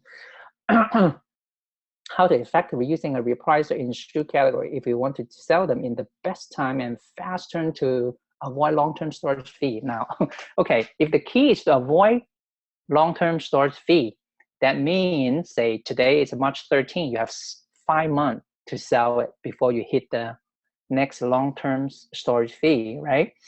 How to effectively using repricer? Okay, that means if you're using repricer, you're able to, as soon as the shoes hit the warehouse, and then it gets sold within a couple of days. That's pretty effective, right? You go in, you have 1 pair of shoes for size 9, men's shoes, and then Amazon selling at like this one right here. Amazon selling for 109, and then you go in there, say I only have 1 pair, and it's selling like crazy. I just go 105, sold, right? That's how you quickly can can sell the shoe effectively. But if you want to say, okay, I want to hang on, let it run for a month, and then see what happens. If it's not moving, then I want to come back and do some repricing. Okay, so I used to do that, right? So I was experimenting with it. Where is it? Oh, sorry. So I used to do this. 2015, I maintained a 110% ROI for all my shoes, average ROI, right? It's very high, looks good, but my profit, I want to have more profit, right? So I dropped my ROI to 75% and then to 50%. And now I'm comfortable to go with 30%, depends on the other criteria. So as you sell more shoes, your comfort level, your risk tolerance increase, then you'll be able to go lower, okay? So when you first started it, or your comfort level starting with, say, 75%, then you sit there. In order to reprice effectively, now if you play, none of the repricer out there can be that sophisticated, can completely replace a human. So basically, if you have not too many SKU, right? You go in, you can individually price it because it's based on all the things that you look at, right? But you don't want to do that. What that means is you get all your time. Your price is supposed to take away your time in doing the repricing. So I kind of go in the middle. I let the repricer do what is good, but also go in to manually look things over, right? I combine both. So how do I do that? So when I send in the shoes right now, say I go in and when the app ego, the repricer, pull in the data, okay?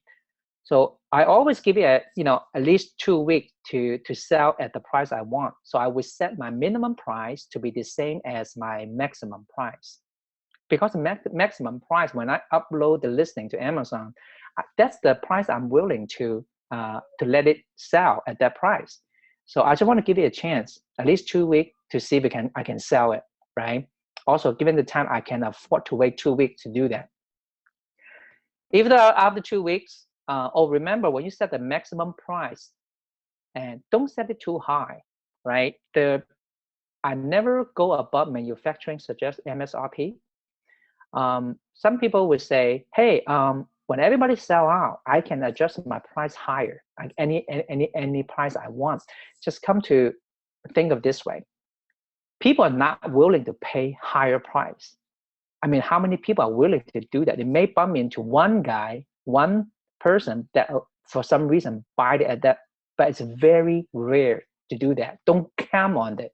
So always go in, set your price a little bit lower than MSRP if that's the right price for the shoes, right? And then you set it at that. And then after 2 weeks or a month, if you're not selling, then you kind of go in. I will have the repricer to go in. I will do a book upload to adjust the price to drop down to 75% of my original ROI, okay? And then we just keep going in small sequence. And occasionally I would do the, go in to manually check why certain thing. Now, using a repricer, you can see, they give you a history of a repricing. So if somebody else, you're repricing against somebody else, you can see the history of price going down. But if the shoe itself has a problem in selling, then no matter how you go down in price, nobody gets a sale, right? But if you have a limited quantity, the shoes is selling pretty good, then as you go down in sequence, you will have your chance to get your shoe sold anyway, right? So that's why I'm saying individually, or originally you buy the shoe at 75% ROI, then you expect you drop 25%, and then you get your shoe sold. When I'm talking about all your inventory over 6 months of time, in general, everything average out, then you probably come down to about 50%, okay? Don't get too hung up on each individual, because this one you might be it's sold at 35%, but you will have another one actually got sold at 110%, right? They all average it out. So don't get too hung up on the on individual one. Now, if you only have a limited quantity, say you only have about 25, then that becomes more a problem, right? Because you only have 25, you kind of really easily get hung up on individual shoes. And also, the return will have a bigger impact if you have a small inventory, right? But if you have 1,000 pair of shoes in inventory, the return comes in, then the effect becomes kind of a smaller and smaller, because you have enough profit comes in, okay?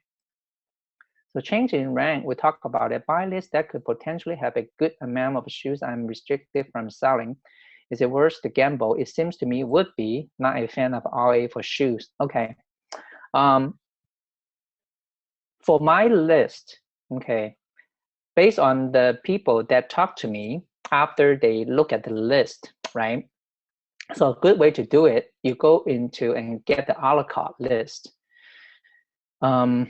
You get this one. You get the $21 per list, right? You get this one. You will see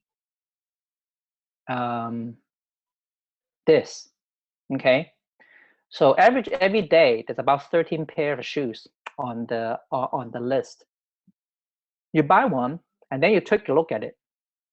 For people new to shoes, on the day you buy a typical one, there will be at least 50% of them, the brand will be restricted.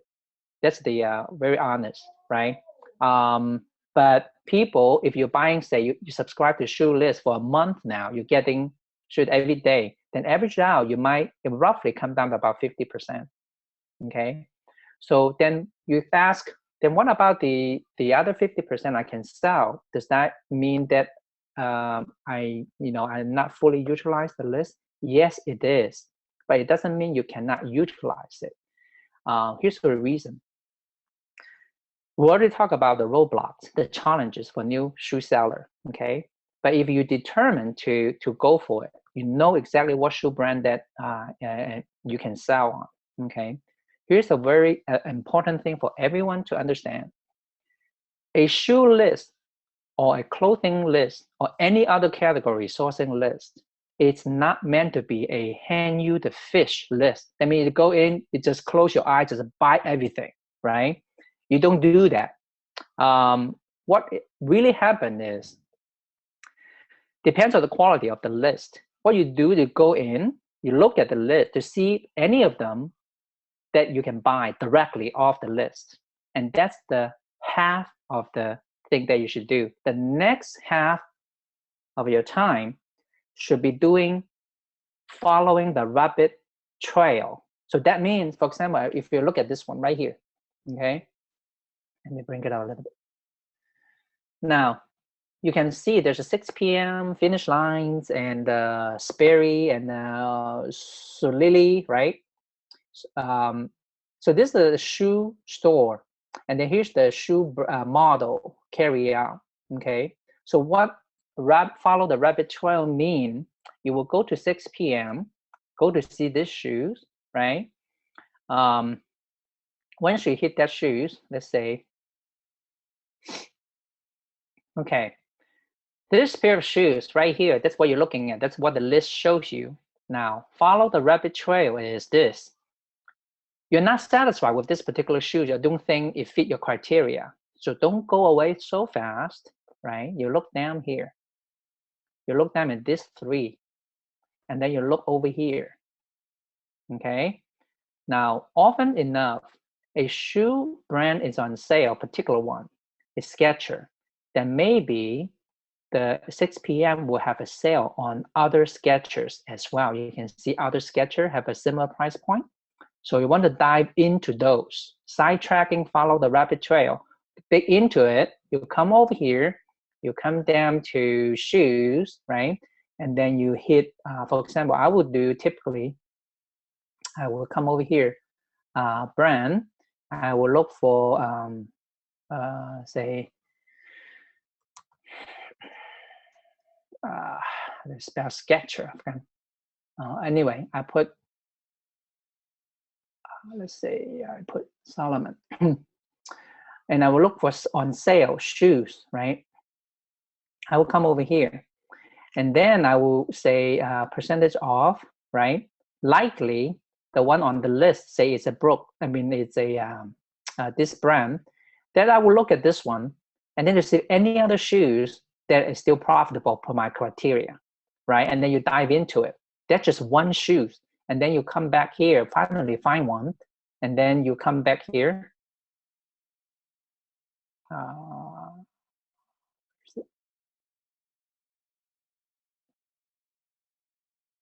I just cancel it. Okay, it's right here. I did cancel it. It's right here.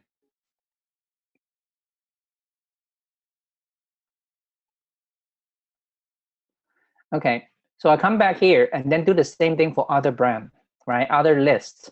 So let me tell you, when you do that, you make the maximize the what you can find through a shoe list. Basically, a list itself, with its good quality already, give you a chance to look into other shoes. And then guess what? Not everybody landing in the same trail, right? So we'll be finding shoes nobody else will have. Okay, so that's the other 50% of the story, utilizing a shoe list like this.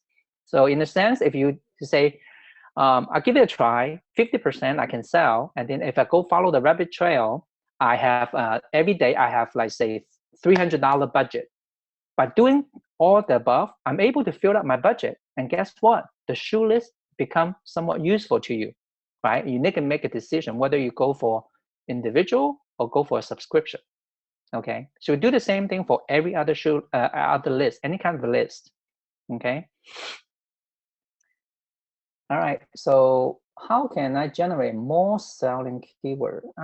No, I don't deal with keywords. Sorry. So how long does the average shoe take to sell? Let's say, put it this way, 3 to 6 months. Okay. If you have more athletic shoes, it will sell faster. If you have a more Nike shoes, even faster. Okay. For people like that right here saying, okay, I'm not a big fan of RA for shoes. Okay. Now, why I talk about RA, I'm going back to RA. I want to hit the Nike outlets. So what that means is, now Nike has a uniqueness, right? I mentioned Amazon's not selling it. It's a super hot, super fast selling shoes. And then the buy cost at the outlet can be ridiculous low. And then Nike, what else is that? Itself is athletic shoes, right? You have all this advantage, and then Amazon will okay with showing the Nike outlet receipt if they ever come down on you to ask you for a proof, right? It will take it. So I want to go back and buy more, do more RA, and then I'm in the Bay Area, San Francisco Bay Area. I'm surrounded by outlets. So I want to do it. Even though it takes time, I want to do it, right? So for people thinking about getting into shoes, especially if you're new with all the different challenges because of the brand restriction, do consider doing something that you don't, normally won't consider, like RA for shoes. Give it a try, right? If that's, you never know. So don't be so, right off the bat, then you're not going to do anything like that. Only do OA, right? Just explore different options if you try to make it work for you. What's the level for risk packing shoes in the new brown box provided by ourselves? Let's put it this way. First of all, you get the brand new original shoe box, right? Like we mentioned before, if the shoes comes in without lid, don't use it. Don't buy the shoes at the first place in the store. But sometimes the shoe comes in, it got damaged, right? It got crushed, squashed. Then what do you do with it?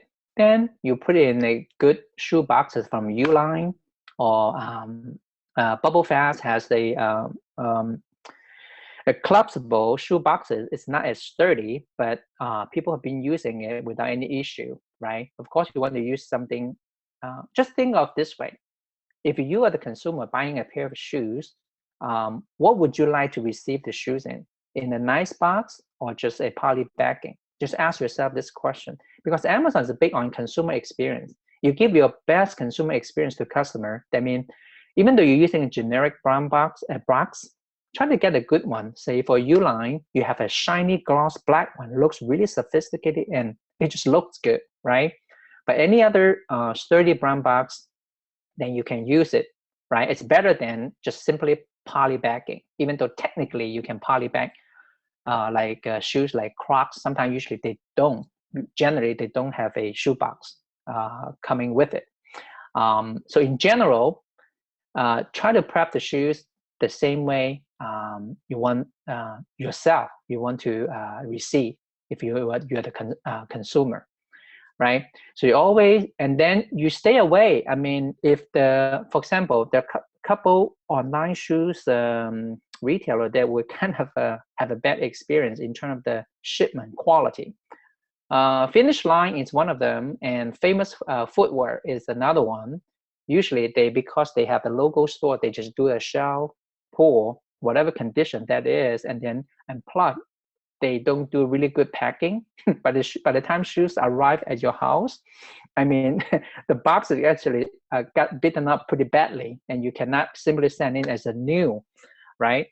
So so you try to avoid buying from those retailer, and then so making sure you do have other option, right? If this pair of shoe looks good, price is good, but the box condition is not optimal, are you sure you don't have any other choices? If you do, then go for the other choices. Just leave that alone, right?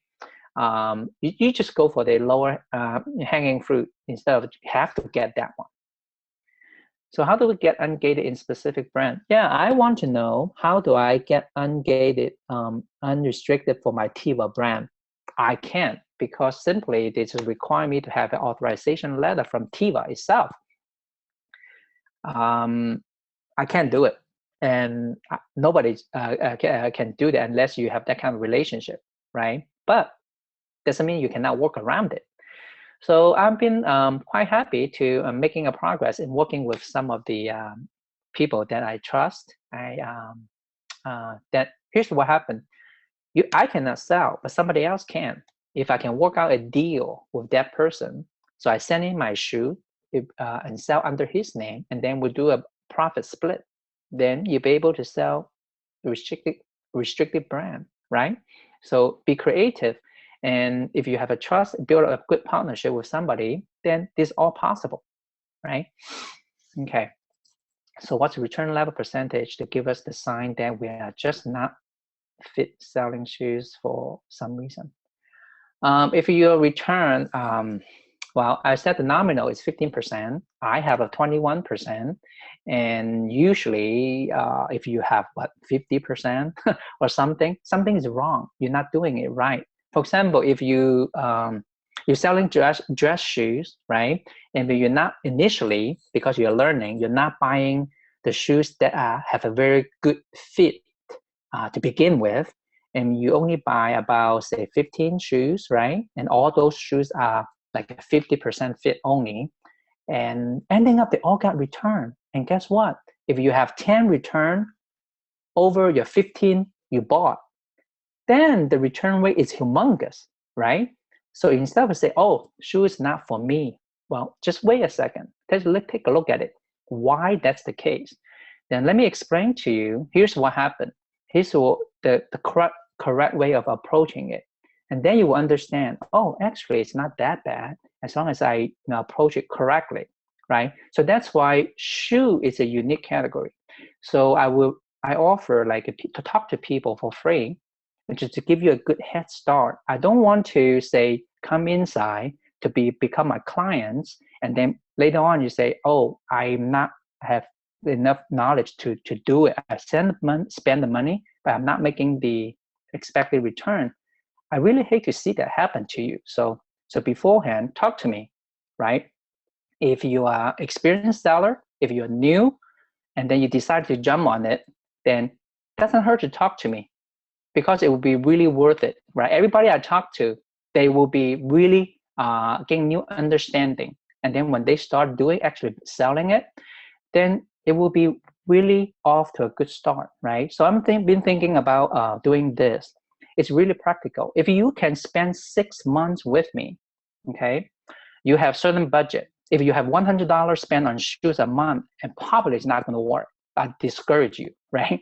But if you have, say, a couple $1,000s in a month, and then you want to really, you're not being ungated. I mean, restricted on many of the major brands.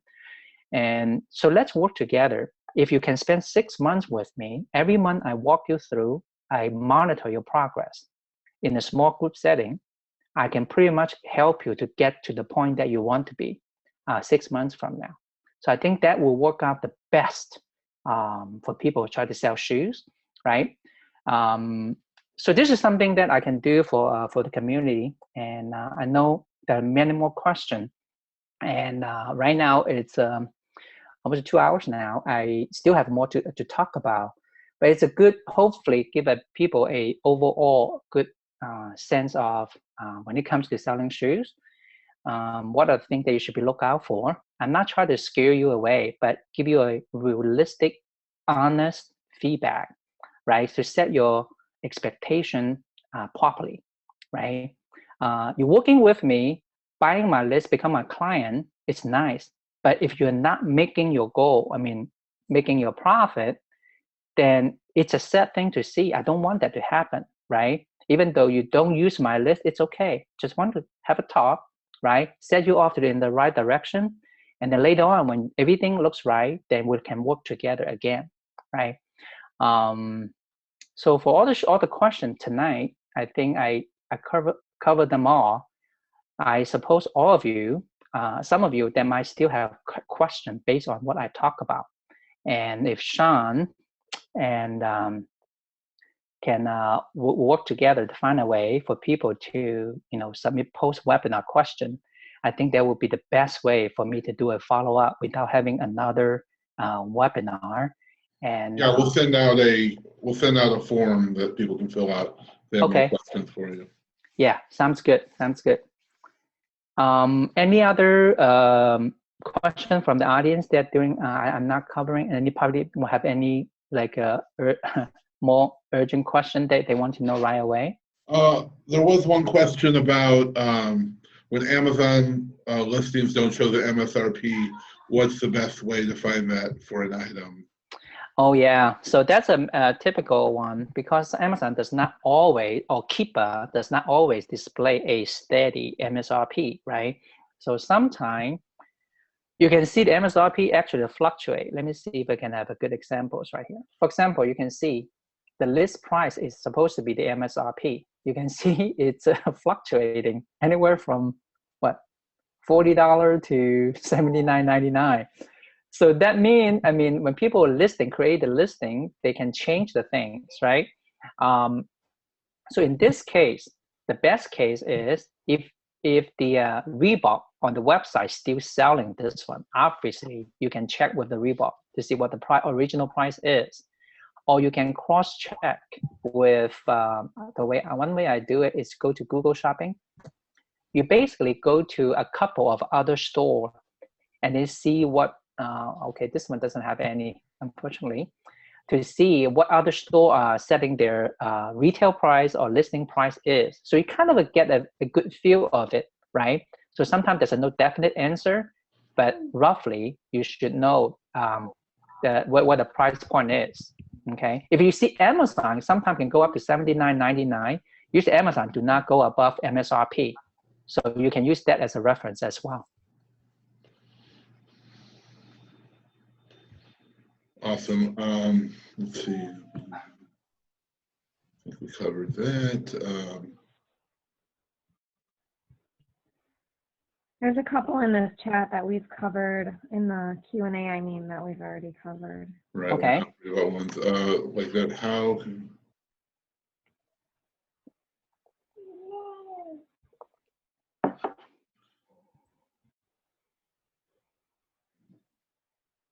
Okay, we're going to go ahead and wrap it up here. We will send out all the information we've talked about today, links to the blog, links to sign up for Quincy's gated list. He even has a waiting list for his Chrome extensions for when they come out, as well as the chart to help you break down the subcategories for shoes, and the replay, of course, and anything else that Quincy has that he wants to share. We'll definitely send that out to everybody. If you missed anything in the beginning, or if you missed the end, you won't be here to hear this, but we'll send all that out usually within 24 to 48 hours if this is your first webinar with me. Thanks everybody for sticking in there. This was quite a long one. And any other questions, we'll put a form in when we send out the replay so you can request that information. Can I take just 1 minute to talk about the Chrome extension that I'm working on? Sure. Okay. As you know, I'm a shoe seller as well. And just like everybody else, I go through a very similar process, a workflow to get things listed, right? So one thing I create, the first extension is on my website. It's called the Order Grabber, okay? So what it does, I have a YouTube video right there. So basically, if you shop online, basically this tool will automatically capture all the data, purchase data, and put it in the Excel format for you. So that means you automatically create a tracking record for yourself. So I find that pretty much it takes a minute to a minute and a half for me to create a entry on the Excel using the extension, basically 2 seconds. Once that is done, then I have a cool tool I'm very happy about, because one of the things that I really don't want to do, to be honest with all of you, I'm so excited to make all the purchase online. But once the purchase is done, then when I think about, I have to upload it to Inventory Lab, and I was kind of always delaying doing so because it's so manual labor intensive, right? So I've been asking the Inventory Lab, please have a bulk upload feature like Scan Power, so that I can just create the listing and just upload in bulk, right? Do that for me, please. Because every time I go to Inventory Lab, I would take me a minute or so just to enter one entry, right? And then enter another one. So I create this another second extension. It do automatically upload the thing for you. So if you are Inventory Lab user, I think you will really love this one. So I'm going to show you exactly what it does. So first of all, you will have a chance to upload your list, right? You create an Excel, right? So I'll give you a template.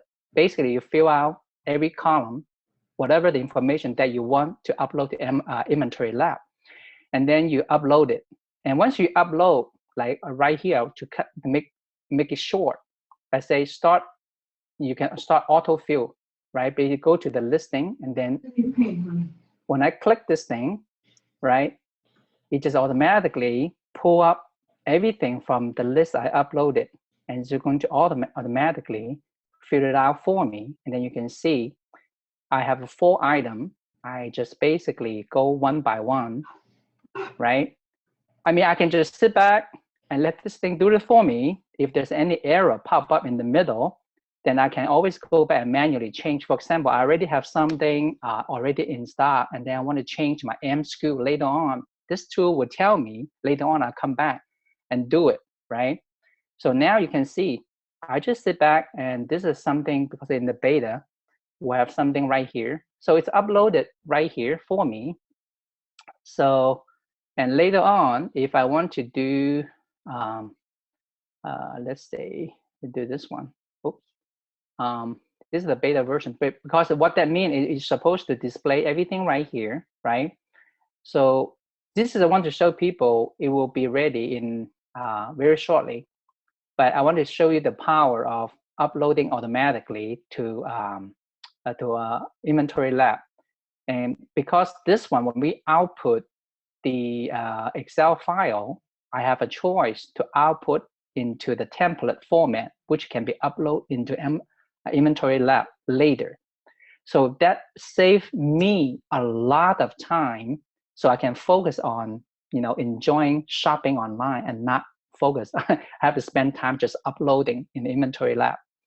So this is something coming up. I want everybody to stay put. I think this will add value to everyone, right? Whenever we have something together, if we have something that we think we don't need to spend time doing, then I think this kind of a tool will help us, just like many other tools that we already have. Okay, so that's all I want to share with everybody. Awesome. We look forward to it. All right, guys, we'll see you next time, and look forward to the email about all the links you missed. Thank you, Okay. Quincy.